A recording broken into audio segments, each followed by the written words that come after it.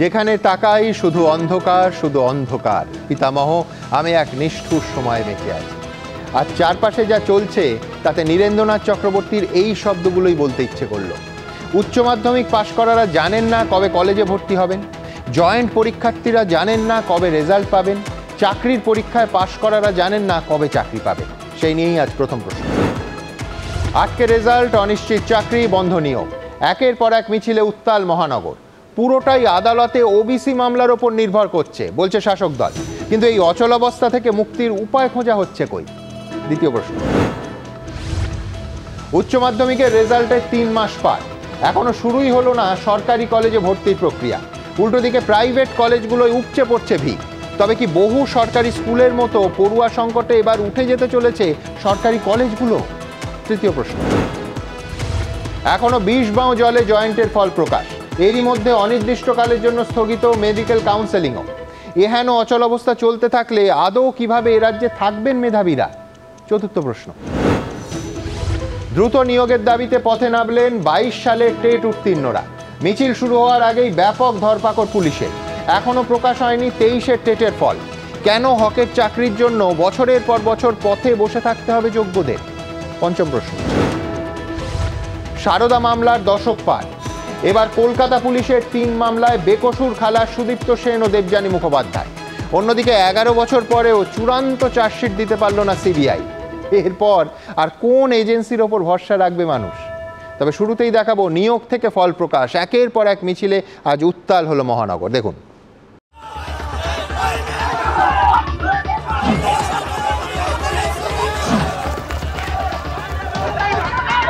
আমাদেরকে নোটিশ দিন, নাই পুলিশের গুলি দিন। শিক্ষামন্ত্রী কি বলেছেন মেরে তুলে দিতে? আমরা স্কুলে যেতে চাই, আমরা থানায় যেতে চাই না। প্রাথমিক টেট পাশ করার পর 3 বছরেও নিয়োগ নেই। জয়েন্ট এন্ট্রান্সের পরীক্ষা হওয়ার পর 4 মাস কেটে গেলেও রেজাল্ট নেই। উচ্চ মাধ্যমিকের রেজাল্ট বেরোনোর পর 3 মাস কেটে গেলেও রাজ্যের কলেজগুলোতে ভর্তি শুরু হয়নি। অনির্দিষ্টকালের জন্য স্থগিত করে দেওয়া হয়েছে এমবিবিএস ও বিডিএস এর ভর্তি প্রক্রিয়া। রাজ্যের শিক্ষাক্ষেত্রে এই ভয়াবহ পরিস্থিতির আবহে ফের উত্তাল হয়ে উঠল রাজপথ।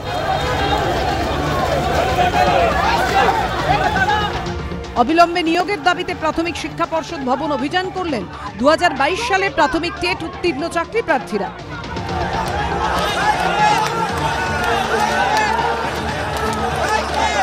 বেঁচে থাকার লাভ কি? আমাদের 8 বছর হয়ে গেল, এখনো পর্যন্ত আমরা ইন্টারভিউ নোটিশ পাইনি। জয়েন্ট এন্ট্রান্সের ফল এখনো প্রকাশ হয়নি। বহু মেধাবী পড়ুয়ার ভবিষ্যৎ অনিশ্চিত। আতান্তরে পড়েছেন তাঁরা। এই পরিস্থিতিতে অবিলম্বে জয়েন্টের ফল প্রকাশের দাবিতে বিকাশ ভবন অভিযানে নামলো এসএফআই। শিক্ষামন্ত্রীর সাথে আমরা দেখা করতে চাই। আপনাদের বলেছে আমাদের ছাত্রছাত্রীদের তুলে দিতে এখান থেকে মেরে? শিক্ষামন্ত্রী বলেছেন এইটা চলতে পারে? সোমবার আচমকাই কোনো কারণ না দেখিয়ে অনির্দিষ্টকালের জন্য রাজ্যের মেডিকেল কলেজগুলোতে ভর্তি ও কাউন্সেলিং প্রক্রিয়া স্থগিত করে দিয়েছে স্বাস্থ্য দপ্তর। মঙ্গলবারের প্রতিবাদে স্বাস্থ্য ভবনে বিক্ষোভ দেখালো এআইডিএসওর মেডিকেল ইউনিট।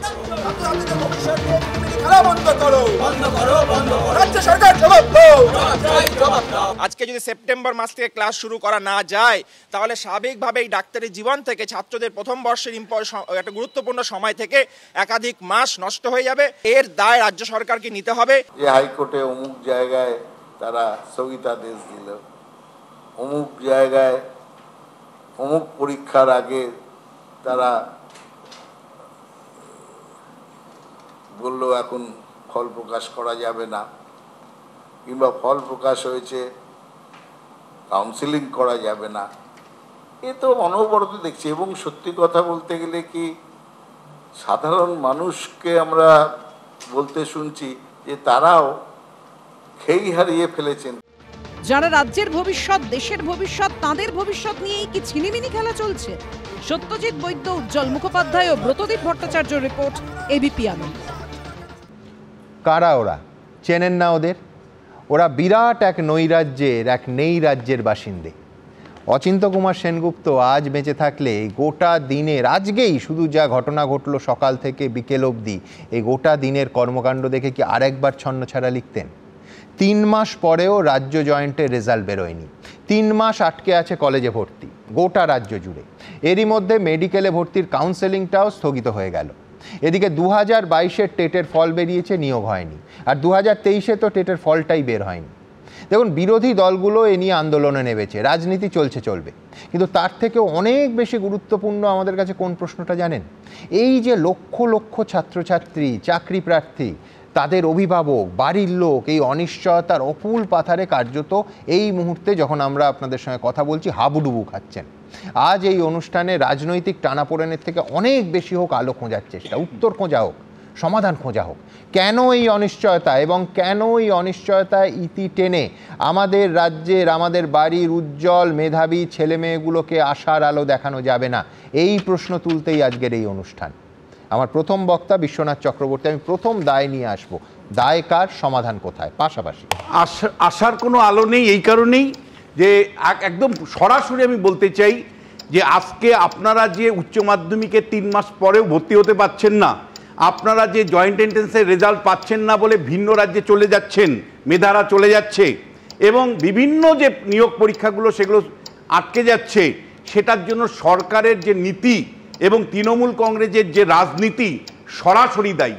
পরিষ্কার ওবিসি ক্যাটাগরি 7% সংরক্ষণ রেখে যে কোনো ধরনের নিয়োগ করা যেত, অ্যাডমিশন নেওয়া যেত, কিন্তু শাসক দল 2026-এর নির্বাচনের আগে সংখ্যালঘু মুসলিম ভোটটাকে নিশ্চিত করতে তাদের বার্তা দিতে চাইছে যে ভাই যদি আমার মানে স্নাতক স্তরে ভর্তি না হয় হবে না, দেখো ভাই তোমাদের দরকার হয় আমি কলেজ উঠিয়ে দিব, আমি দরকার হয় তোমাদের মানে জয়েন্ট এন্ট্রান্সের রেজাল্ট দিব না, তাও হে মুসলমানরা তোমাদের নিশ্চিত থাকো তোমাদের জন্য আমরা কি ধরনের লড়াই করছি, ঐক্যবদ্ধভাবে আমাকে ভোট দিতে হবে, আমি শিক্ষাটা উঠিয়ে দিচ্ছি তোমাদের জন্য। ফলে এইরকম একটা পরিস্থিতি পশ্চিমবাংলায় শাসক তৃণমূল কংগ্রেস এবং তার নেত্রী মমতা বন্দ্যোপাধ্যায় তৈরি করেছেন। আসলে কি জানেন তো সুমনদা, ওরা যত বেশি পড়বে তত বেশি ওরা জানবে আর তত বেশি ওরা অমান্য করবে। ফলে এটা খুব ভালো করেই জানে যে যত বেশি মানে পড়াশোনার প্রসার ঘটবে তত বেশি শাসককে অমান্য করবে। শাসক ভয় পায়। পড়াশোনা যদি আপনি মানে সমাজে যদি পড়াশোনাটা সবাই করে না, যুক্তিবাদী হবে, তারা প্রশ্ন তুলবে, হিন্দোলের মতন ছেলেদের মতন ছেলেরা প্রশ্ন তুলবে। ফলে শাসক সবসময় চায় কি যে ভাই আমি একটা ভাতাজীবী তৈরি করে রাখি, কিছুটা পরিযায়ী শ্রমিকের মতন তৈরি করে রাখি, মানে যাদের মানে গলা পর্যন্ত জল থাকবে, আমার উপর নির্ভরশীল থাকবে এবং আমার উপর নির্ভরশীল থেকে আমার মিটিং মিছিলে হাঁটবে। ফলে পরিষ্কার করে আমি বলছি যে শাসক সবচেয়ে যদি কম গুরুত্ব গত 15 বছরে দিয়ে থাকে তৃণমূল কংগ্রেস, সেটা হলো শিক্ষা। প্রাথমিক শিক্ষায় 8200 প্রাইমারি স্কুল বন্ধ হয়েছে তৃণমূলের আমলে। আমি বলছি না আগের আমলে খুব মানে প্রাইমারি স্কুল বিরাট কোনো ভালো ছিল, কিন্তু তৃণমূল সিস্টেমেটিক্যালি প্রাইমারি স্কুলকে বন্ধ করার উদ্যোগ নিয়েছে। মাধ্যমিক স্কুলগুলো শিক্ষক নেই, পরিকাঠামো নেই। আপনি লক্ষ্য যদি করেন যে পরিযায়ী শ্রমিককে আমি 5000 টাকা দিতে মানে ডেকে এনে দিতে পারি, কিন্তু আমি মিড ডে মিলে খরচা বাড়াবো না। আমি যে জল পড়ছে, আপনি লক্ষ্য করেছেন আনন্দবাজার পত্রিকায় বেরিয়েছিল কিভাবে জল পড়ছে ক্লাসরুমে, তার পরিকাঠামোর টাকা নেই। যে কম্পোজিট গ্র্যান্ট এক একটা স্কুলের পাওয়ার কথা, তার 40% টাকা সরকার দেয় না, অথচ দান খয়রাতি সরকারের কোনো অংশে কম নয়। আপনি দুর্গাপূজার থেকে শুরু করে সর্বত্র যদি দেখেন দান খয়রাতি বিতরণ হচ্ছে কেবলমাত্র ভোটের রাজনীতির জন্য, কিন্তু সবচেয়ে বেশি লিস্ট ইম্পর্টেন্ট যেটা হচ্ছে সেটা হলো শিক্ষা ব্যবস্থা। আপনি 2017 সালের পরে কোনো কোথাও রিক্রুটমেন্ট নেই, শিক্ষকতার নেই, মাঝে 26,000 শিক্ষকের চাকরি চলে গেল, স্কুলগুলো শিক্ষকের অভাবে ঢুকছে এবং কলেজ এবং বিশ্ববিদ্যালয়গুলোতে শিক্ষক কার্যত নেই। কিন্তু এইরকম অবস্থায় সরকারের কোনো অগ্রাধিকার নেই সুমনদা। আপনি যদি লক্ষ্য করে দেখেন এই মুহূর্তে পশ্চিমবাংলাতে জয়েন্ট এন্ট্রান্সের রেজাল্ট হয়নি জন্য সমস্ত মেধাবী ছাত্রছাত্রীরা যাদের সামর্থ্য আছে তারা চলে যাচ্ছে, কেউ চেন্নাইয়ে, কেউ ব্যাঙ্গালোরে, কেউ চলে যাচ্ছে মহারাষ্ট্রের বিভিন্ন জায়গাতে কলেজগুলোতে। আর একইভাবে আপনি যদি লক্ষ্য করে থাকেন এই সময় পশ্চিমবাংলাতে যে প্রাইভেট কলেজগুলো ঢুকতো, 5টা 6টা ছেলে নিয়ে একটা ডিপার্টমেন্ট চলতো, তাদের উপচে পড়া ভিড়। এই প্রাইভেট যে 14টা কলেজ ইউনিভার্সিটি কলেজ আছে এগুলোতে উপচে পড়া ভিড় হচ্ছে। আমি প্রশ্ন তুলতে চাই, মমতা বন্দ্যোপাধ্যায় এই ষড়যন্ত্র মধ্যবিত্ত বাঙালি সমাজের শিক্ষার থেকে দূরে সরাও, শিক্ষার থেকে দূরে সরিয়ে তাদেরকে ভাতাজীবীতে পরিণত করো, পরিযায়ী শ্রমিকে পরিণত করো, আমার মিছিল মিটিংয়ে হাঁটাও, আর প্রাইভেটাইজেশনের মধ্যে দিয়ে প্রাইভেট যে ইউনিভার্সিটিগুলোকে সেগুলোকে শ্রীবৃদ্ধি করো। এই বড় ষড়যন্ত্র বাঙালির বিরুদ্ধে মমতা বন্দ্যোপাধ্যায় এবং তার সরকার করেছে। আমি মনে করি সমাজে সর্বস্তর থেকে প্রতিবাদ দরকার। আমি সরাসরি এরপরে তন্ময়ের কাছে যেতেই হবে, কিন্তু তার আগে যাদের ওপর দিয়ে এক্স্যাক্টলি যে পরিবারগুলো এই মুহূর্তে অনিশ্চয়তার মধ্যে পড়েছেন সরাসরি তাদের সঙ্গে একবার কথা বলবো। দেখুন, একটা তো ফ্যাক্ট যে প্রায় 3 মাস হলো জেনারেল আর ইঞ্জিনিয়ারিংয়ের ক্লাস শুরু হয়ে গেছে অন্য রাজ্যে, আর এই রাজ্যে যে ছাত্রছাত্রীরা বাইরে চলে গেছে তাদের প্রথম সেমিস্টারের সময় কিন্তু এসে গেছে, আর আমাদের রাজ্যে সরকারি ব্যবস্থায় এখনো ভর্তি হয়নি।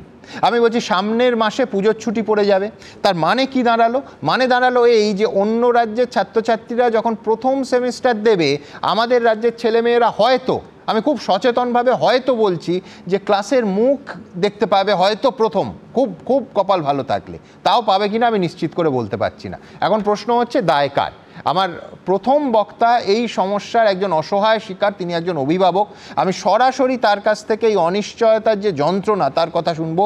অধ্যাপক অরিন্দম কুমার শীল আমার সঙ্গে এই মুহূর্তে লাইভে যোগ দিয়েছেন। তার ছেলে জয়েন্ট এন্ট্রান্স দিয়েছিল, রাজ্যের জয়েন্ট এন্ট্রান্স, সুযোগ পেলে যাদবপুরেই ভর্তি হতো।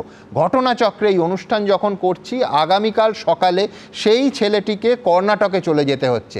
একজন পরিবার, একজন পিতার ওপর দিয়ে আজকাল প্রত্যেক বাড়িতে 1 জন 2 জন ছেলে মেয়ে, তখন ছেলে যখন এইখানে আসবে, মেধা সম্পদ আমাদের রাজ্যে থাকবে, এই পরিকল্পনাটা যখন পরিবর্তন করতে হয় একজন পিতার ওপর, অভিভাবকের ওপর, এবং ওই পরিবারটার ওপর দিয়ে কি যায়, আমি একটু সরাসরি জেনে নেব অধ্যাপক শীলের কাছ থেকে। অরিন্দমবাবু বলুন যে এই মুহূর্তে কোন পরিস্থিতির মধ্যে আছেন আপনি?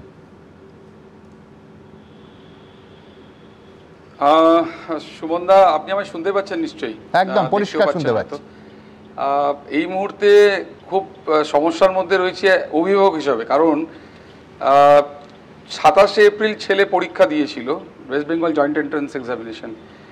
সেই পরীক্ষার আজও তার রেজাল্ট বেরোয়নি, এবং ঘটনার সূত্রে যেটা দাঁড়িয়েছে সেটা হচ্ছে আমার ছেলে ইকুয়ালি একই টাইমে এবং তার অনেকটা আগেই সেন্ট্রালের যে এক্সাম হয়, জেই মেন্স এবং জেই অ্যাডভান্স, সেই এক্সামের পরীক্ষা দিয়েছিল, জেই মেন্স, এবং তার সেটা দিয়েছিল।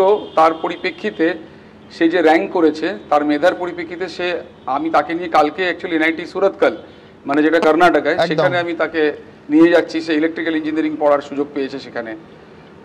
কিন্তু একই সাথে আমার ছেলে বহুদিন, মানে আমি যেহেতু অধ্যাপনায় আছি, যাদবপুরে যাই আসি, বাবা হিসাবে সে আমায় প্রতিনিয়ত জিজ্ঞেস করতো যে বাবা কোনো খবর আছে, কবে ওয়েস্ট বেঙ্গল জয়েন্ট এন্ট্রান্সের এক্সামের রেজাল্ট বেরোবে, WBJEE রেজাল্ট বেরোবে। আমি বাবা হয়ে অসহায়, এবং দেখুন বাধ্য হয়েছি এরমটা নয়, বাধ্য তো হয়েইছি, কিন্তু যেটা আসল বিষয় সেটা হচ্ছে যে আমাদের হাতে কিছু ছিল না অপশান। আমার ছেলে পরীক্ষা দিয়েছে, সে রাজ্যে র্যাঙ্ক করুক, 10 করুক, 1000 করুক, 10,000 করুক, যাই করুক, তার একটা অপশান থাকতো হাতে, যে সে West Bengal joint entrance through দিয়ে সে যাদবপুর পাবে, না কল্যাণী পাবে, না রাজাবাজার সায়েন্স কলেজ পাবে, না অন্য কোনো প্রতিষ্ঠান পাবে, না কি সে যেই মেন্স অ্যাডভান্সের থ্রু দিয়ে সে এনআইটিতে যাবে বা আইআইটিতে যাবে। আমাদের কাছে উৎকণ্ঠা এটা ছিল যে কত দিনে এই রেজাল্টটা বেরোবে, যাতে আমরা আমাদের একটা ডিসিশন মেকিং করতে পারি। কিন্তু আমার ছেলে তো সেখানে ডিপ্রাইভড, আমার ছেলে নয়, সার্বিকভাবে এবছর যারা পরীক্ষা দিয়েছে, এবং আমি আপনাকে বলতে চাই সুমনদার, সাথে কিছু ছাত্রছাত্রীরা ড্রপ নিয়েছে, যারা গত বছর পরীক্ষা দিয়েছিল, ধরে নিন তারা হয়তো মনে করেছে আরেকবার পরীক্ষা দেবো, তাদের চিন্তাটা আরও ভয়ঙ্কর। কিন্তু আমি পুরোটা নিয়ে আমার একটা অবাক লাগে যে একটা রাজ্যে আমরা আছি, সেই রাজ্যে আমি নিজে অধ্যাপনায় আছি ইঞ্জিনিয়ারিংয়ের, আমার নিজের ছেলের বেলায় এটা আমি দেখে আমি খুব অবাক যে কেন আমরা রেজাল্টটা বার করতে পারলাম না, কোথায় আটকালো। এবং যে জিনিসটার জন্য ওবিসি নিয়ে বলা হচ্ছে, আমাদের তো যাদবপুর বিশ্ববিদ্যালয় সায়েন্সের বা অন্যান্যতে আমরা অ্যাডমিশনে আমরা 10%, মানে 7%। যাদবপুর বিশ্ববিদ্যালয়ের ফর্মুলা এই অনুষ্ঠানে আমি বিস্তারিত দর্শকদের সামনে রাখবো। অধ্যাপক শীল, একটা তো হতে পারে, দেখুন অরিন্দমবাবু, আমি বলছি হতেই পারতো যে আপনার পুত্র যেই মেন্স অথবা যেই অ্যাডভান্স সে নাও দিতে পারতো, তাহলে ভাবুন, মানে আমি বলছি গোটাটাই তো তাহলে, মানে এই কর্ণাটকে যাওয়ার সুযোগটাও তাহলে হতো না, ছোট্ট হতো না, আমার হয়তো অপশানটা ওর কাছে থাকতো। আরেকটা ছোট কথা বলি, যেটা আমি আপনাকে বলবো, সেটা হচ্ছে অভিভাবক হিসেবে সেটাও আর একটা পয়েন্ট। আমার ছেলে পরীক্ষা দিয়েছে, তার বন্ধুরাও দিয়েছে, আমার ছেলে সাথে যারা পড়েছে তারা এখন এই মুহূর্তে কিছুরা ওই আইআইটিতে গেছে পড়াশোনা করতে, হয়তো খুব পছন্দের তারা ব্রাঞ্চ পায়নি, কিন্তু গেছে। মুশকিলটা হচ্ছে তারা যে মানে ওখানে গেছে, আজও আমার ছেলেকে, মানে টিল ডেট আমি আপনার সাথে যে কথা বলছি, আজও আমার ছেলেকে তারা বারে বারেই ফোন করে, মাঝে মাঝে জিজ্ঞেস করছে হ্যাঁ রে WBJEE রেজাল্ট বেরিয়েছে, যদি আমরা সুযোগ পাই আমরা কিন্তু মানে এক্ষুনি মানে আজকে খবর যদি বেরোয় রেজাল্ট, তাহলে ওরা তো কালকেই বা পরশুই ওরা ফিরে চলে আসবে। এই যে ফিরে চলে আসবে তার কারণ তারা যাদবপুরে পড়বে বা পশ্চিমবাংলায় পড়বে বা রাজাবাড়ি সায়েন্স কলেজে পড়বে, এই বিভিন্ন যে প্রতিষ্ঠানগুলোতে সুযোগ পাবে, কেউ কম্পিউটার সায়েন্সে পাবে, কেউ ইলেকট্রিক্যালে পাবে, হয়তো তারা আরেকটু পিছনের র্যাঙ্কে, হয়তো IIT-তে আরেকটু পিছনের ব্রাঞ্চ পেয়েছে, তার অপশন। এবং ধরুন তার কাছে তো অপশনটা থাকতো যে আমি যাদবপুরে পেলাম কম্পিউটার অথবা মেকানিক্যাল অথবা IT, তারপরে আমি চয়েস করতে পারতাম। আমি বলছি আরেকটা, যে আপনি অধ্যাপনায় আছেন, যে সামাজিক স্তরে আছেন সেখান থেকে এই যাতায়াত, ওখানে ভর্তি, এর আর্থিক দিকটা বহন করা সম্ভব, কিন্তু বহু পরিবার এইটাও তো বহন করতে পারে না। আমি আপনাকে বলছি যে এই ব্যাপারটা আমাদের কাছে খুব অবাক। কারণ হচ্ছে দেখুন, আমি একদম মানে একদম স্পষ্ট বলতে চাই, অনেক গার্জেন আছেন যাদের ছেলেমেয়েরা হয়তো এই ওয়েস্ট বেঙ্গল জয়েন্ট এন্ট্রান্সটা নিয়েই বসে আছেন, ভেবেছিলেন এর মধ্যে কিছু একটা হবে, তারা বাধ্য হয়েছেন বেসরকারি প্রতিষ্ঠানে মানে অনেক টাকা পয়সা দিয়ে তারা ভর্তি করে। আমার সাথেও তারা বিভিন্ন সময় কথা বলেছেন, তারা আমাকে হয়তো খুব কনগ্রাচুলেট করেছেন, আপনার ছেলে তো ভালো রেজাল্ট করেছে, তো একটা অপশন পাচ্ছে যেই মেন্সের থ্রু দিয়ে। না, এটা অপশন নয়। আমি মনে করি এটা কোথাও একটা মানে বাধ্য হয়েছে বাবা মারা, যে তারা টাকা খরচা করে, তারা অনেক টাকা দিয়ে, সে হয়তো ছেলেটাই মেধাবী, কিন্তু সে হয়তো একটা 10 লাখ 12 লাখ 15 লাখ টাকা দিয়ে সে একটা কম্পিউটার সায়েন্স পড়া বা একটা কোনো জায়গায় গিয়ে পড়ার জন্য সুযোগ খুঁজছে এবং বাধ্য হয়ে সেই জায়গাটা করেছে। এবং সেটা পশ্চিমবাংলার বেসরকারি প্রতিষ্ঠান বিশ্ববিদ্যালয়গুলো তো একই রকমভাবে অ্যাডমিশন প্রক্রিয়ার মধ্যে দিয়ে লোকে বাধ্য হয়ে নিয়েছে, এবং কিছু বেসরকারি কলেজ বিশ্ববিদ্যালয় যেগুলো বাইরে আছে সেখানেও গেছে। আমাদের ক্ষেত্রে অপশন মানে সাধারণ প্রান্তিক মানুষের কাছে অপশন কোথায়? তার কাছে তো WBJEE। সেই WBJEE রেজাল্ট যদি না বার করতে পারো, তাহলে তো আমার রাজ্যের কাছ থেকে আমি আর কি এক্সপেক্ট করতে পারি? আমার ছেলে বা আমার ছেলের বয়সী যারা ছেলে, তারা আগামী দিনে যে 18 বছর 19 বছর বয়স, তারা তাদের ফিউচার বানাবে, তারা তো সেই মানে পার্টিকুলার সেই রাইটস থেকে, প্রিভিলেজ থেকে তারা বঞ্চিত হলো। আমার বক্তব্য সেটা, তাদেরকে তো রেজাল্টটা বার করা যেতে পারতো। আপনি কাউন্সিলিং পরে করতেন, কলেজ অ্যালটমেন্ট পরে করতেন, আপনি রেজাল্টটা তো বার করুন। অ্যাটলিস্ট তাদের বাবা মারা জানলো যে আমার ছেলেটা কি রেজাল্ট করেছে এবং তাকে আমার কি করণীয়। এটা তো সম্ভব নয় যে দিনের পর দিন একটা আনসার্টেনিটিতে আমরা রেখে দেবো এবং ছেলেমেয়েরা ওইভাবে হাঁ করে বসে থাকবে। এবং যেরকম শিক্ষার অন্যান্য মানে ইস্যুসগুলো নিয়ে ডিল করছেন, আপনারাও সাংবাদিকতায় করছেন, আমরা গার্জেন হাঁ করে বসে আছি যে কি জানি কবে হয়তো একটা নিউজ চ্যানেলে শুনতে পাবো, বা হয়তো গভর্নমেন্টের কোনো একজন এসে তো প্রেস কনফারেন্স করে বলবেন। আর না হলে অ্যাটলিস্ট আমাদের ম্যাডাম যদি, CM ম্যাডাম যদি অ্যাটলিস্ট সেটা দেখতেন, বুঝতেন এবং তার পরিপ্রেক্ষিতে যদি একটা নির্দেশ দিতেন। যদিও সাবজেক্ট টু কোর্ট, আমি মানছি যে কোর্টে বিষয়টা বিচারাধীন, কিন্তু তারপরেও উৎকণ্ঠা তো শেষ হয় না। আর বাচ্চাদের বোঝানোটা তো খুব মুশকিল। তারা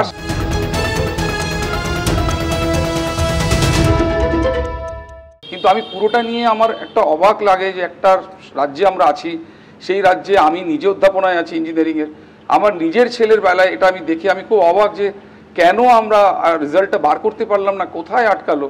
এবং যে জিনিসটার জন্য OBC নিয়ে বলা হচ্ছে, আমাদের তো যাদবপুর বিশ্ববিদ্যালয় সায়েন্সের বা অন্যান্যতে আমরা অ্যাডমিশনে আমরা 10% মানে 7%। এক্স্যাক্টলি, যাদবপুর বিশ্ববিদ্যালয় ফর্মুলা এই অনুষ্ঠানে আমি বিস্তারিত দর্শকদের সামনে রাখবো।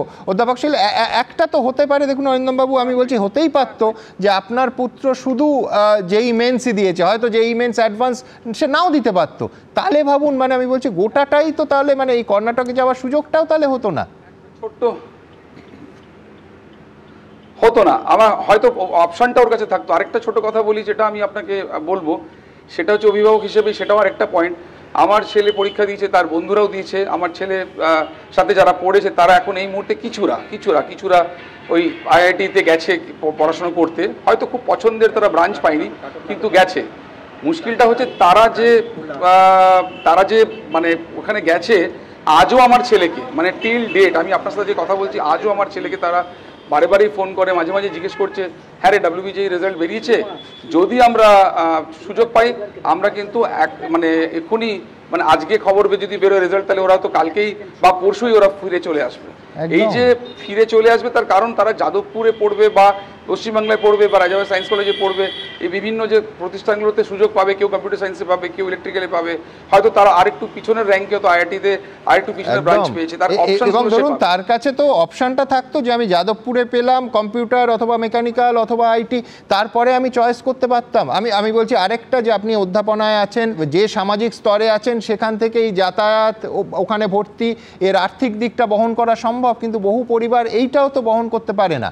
আমি আপনাকে বলছি যে এই ব্যাপারটা আমাদের কাছে খুব অবাক। কারণ হচ্ছে দেখুন, আমি একদম মানে একদম স্পষ্ট বলতে চাই, অনেক গার্জেন আছেন যাদের ছেলেমেয়েরা হয়তো এই ওয়েস্ট বেঙ্গল জয়েন্ট এন্ট্রান্সটা নিয়েই বসে আছেন, ভেবেছিলেন এর মধ্যে কিছু একটা হবে, তারা বাধ্য হয়েছেন বেসরকারি প্রতিষ্ঠানে মানে অনেক টাকা পয়সা দিয়ে তারা ভর্তি করে। আমার সাথেও তারা বিভিন্ন সময় কথা বলেছেন, তারা আমাকে হয়তো খুব কনগ্রাচুলেট করেছেন, আপনার ছেলে তো ভালো রেজাল্ট করেছে, তো একটা অপশন পাচ্ছে যেই মেন্সের থ্রু দিয়ে। না, এটা অপশন নয়। আমি মনে করি এটা কোথাও একটা মানে বাধ্য হয়েছে বাবা মারা, যে তারা টাকা খরচা করে, তারা অনেক টাকা দিয়ে, সে হয়তো ছেলেটাই মেধাবী, কিন্তু সে হয়তো একটা 10 লাখ 12 লাখ 15 লাখ টাকা দিয়ে সে একটা কম্পিউটার সায়েন্স পড়া বা একটা কোনো জায়গায় গিয়ে পড়ার জন্য সুযোগ খুঁজছে এবং বাধ্য হয়ে সেই জায়গাটা করেছে। এবং সেটা পশ্চিমবাংলার বেসরকারি প্রতিষ্ঠান বিশ্ববিদ্যালয়গুলো তো একই রকমভাবে অ্যাডমিশন প্রক্রিয়ার মধ্যে দিয়ে লোকে বাধ্য হয়ে নিয়েছে, এবং কিছু বেসরকারি কলেজ বিশ্ববিদ্যালয় যেগুলো বাইরে আছে সেখানেও গেছে। আমাদের ক্ষেত্রে অপশন মানে সাধারণ প্রান্তিক মানুষের কাছে অপশন কোথায়? তার কাছে তো WBJEE। সেই WBJEE রেজাল্ট যদি না বার করতে পারো, তাহলে তো আমার রাজ্যের কাছ থেকে আমি আর কি এক্সপেক্ট করতে পারি? আমার ছেলে বা আমার ছেলের বয়সী যারা ছেলে, তারা আগামী দিনে যে 18 বছর 19 বছর বয়স, তারা তাদের ফিউচার বানাবে, তারা তো সেই মানে পার্টিকুলার সেই রাইটস থেকে, প্রিভিলেজ থেকে তারা বঞ্চিত হলো। আমার বক্তব্য সেটা, তাদেরকে তো রেজাল্টটা বার করা যেতে পারতো। আপনি কাউন্সিলিং পরে করতেন, কলেজ অ্যালটমেন্ট পরে করতেন, আপনি রেজাল্টটা তো বার করুন। অ্যাটলিস্ট তাদের বাবা মারা জানলো যে আমার ছেলেটা কি রেজাল্ট করেছে এবং তাকে আমার কি করণীয়। এটা তো সম্ভব নয় যে দিনের পর দিন একটা আনসার্টেনিটিতে আমরা রেখে দেবো এবং ছেলেমেয়েরা ওইভাবে হাঁ করে বসে থাকবে। এবং যেরকম শিক্ষার অন্যান্য মানে ইস্যুসগুলো নিয়ে ডিল করছেন, আপনারাও সাংবাদিকতায় করছেন, আমরা গার্জেন হাঁ করে বসে আছি যে কি জানি কবে হয়তো একটা নিউজ চ্যানেলে শুনতে পাবো, বা হয়তো গভর্নমেন্টের কোনো একজন এসে তো প্রেস কনফারেন্স করে বলবেন। আর না হলে অ্যাটলিস্ট আমাদের ম্যাডাম যদি, সিএম ম্যাডাম যদি অ্যাটলিস্ট সেটা দেখতেন, বুঝতেন এবং তার পরিপ্রেক্ষিতে যদি একটা নির্দেশ দিতেন। যদিও সাবজেক্ট টু কোর্ট, আমি মানছি যে কোর্টে বিষয়টা বিচারাধীন, কিন্তু তারপরেও উৎকণ্ঠা তো শেষ হয় না। আর বাচ্চাদের বোঝানোটা তো খুব মুশকিল। তারা সারা বছর খেটেছে, 2 বছর 1.5 বছর তারা কন্টিনিউয়াসলি দেয়, মানে তাদের কাছে এটা একটা আনএক্সপেক্টেড মানে কি বলবো আউটকাম, যেটা তারা এক্সপেক্ট করেনি।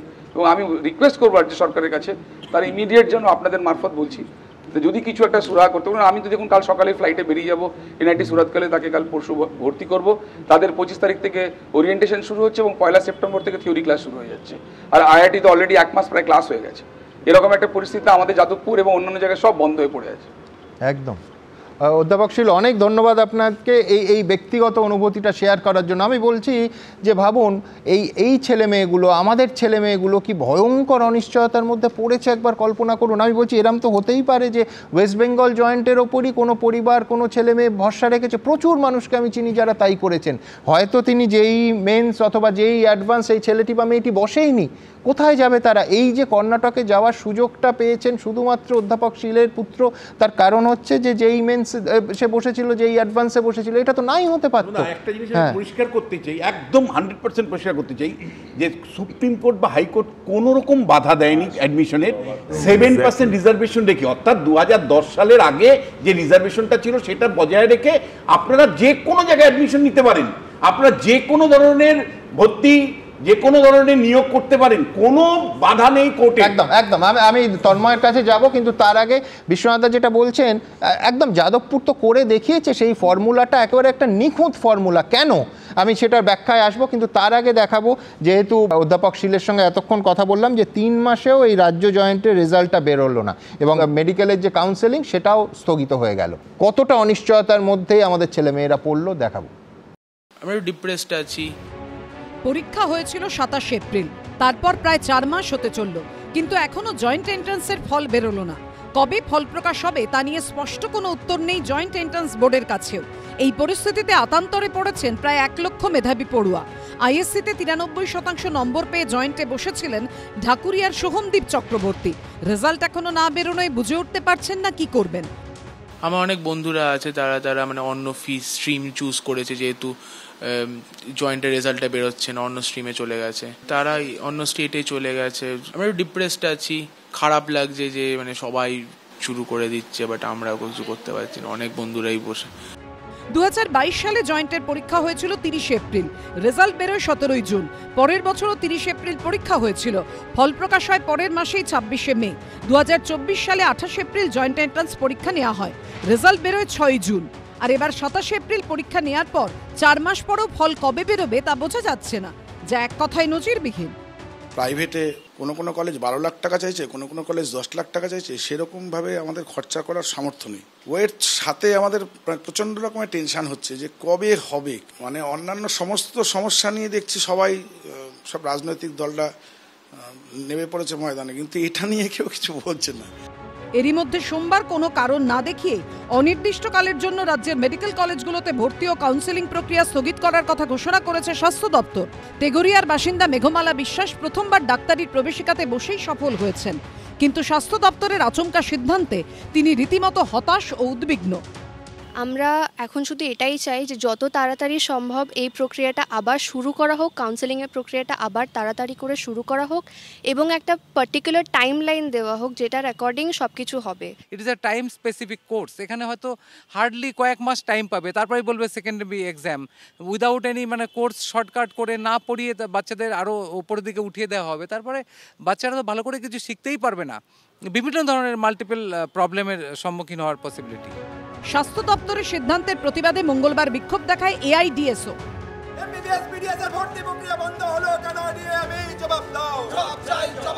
ডাক্তারি এবং ডেন্টালের স্নাতক স্তরের যে ভর্তির প্রক্রিয়া, সে প্রক্রিয়া শুরু হয়েছিল, তবে আচমকা গতকাল নোটিশ দিয়ে তা অনির্দিষ্টকালের জন্য স্থগিত করা হয়। বলা হয়েছে যে এই ভর্তির প্রক্রিয়া এখন বন্ধ আছে। কেন বন্ধ আছে কোনো ব্যাখ্যা দেওয়া হয়নি এবং তারই প্রতিবাদে আমরা দেখলাম স্বাস্থ্য ভবনে স্বাস্থ্য শিক্ষা অধিকর্তার কাছে ডেপুটেশন জমা দিতে এসেছিল এআইডিএসও মেডিকেল সেল। এই প্রশ্ন উঠছে, ওবিসি জটেই কি আটকে গেল মেডিকেলের ভর্তি প্রক্রিয়াও? এই প্রসঙ্গে কেন্দ্রীয় শিক্ষা প্রতিমন্ত্রী সুকান্ত মজুমদার এক্স হ্যান্ডেলে লিখেছেন, রাজ্যের মেডিকেল পড়ুয়াদের ভবিষ্যৎ অন্ধকারে ঠেলে দেওয়া হয়েছে। এটা কি সংরক্ষণের নামে একটি নির্দিষ্ট গোষ্ঠীকে সুযোগ পাইয়ে দেওয়া এবং তোষণের আরও একটা ক্ষুদ্র রাজনৈতিক প্রচেষ্টা? তৃণমূল প্রথমে স্কুল শিক্ষাকে, পরে কলেজ শিক্ষাকে ধ্বংস করেছে, এরপরে ইঞ্জিনিয়ারিং এবং মেডিকেল সেক্টরকে ধ্বংস করবার কাজে নেমেছে। এটা একটা ধর্মীয় জিহাদ। ওবিসির ব্যাপারটা নিয়ে বারবার সামনে এনে মামলা করা হচ্ছে। যারা করছে বা কারা করছে, তাদের কতখানি ইন্টারেস্ট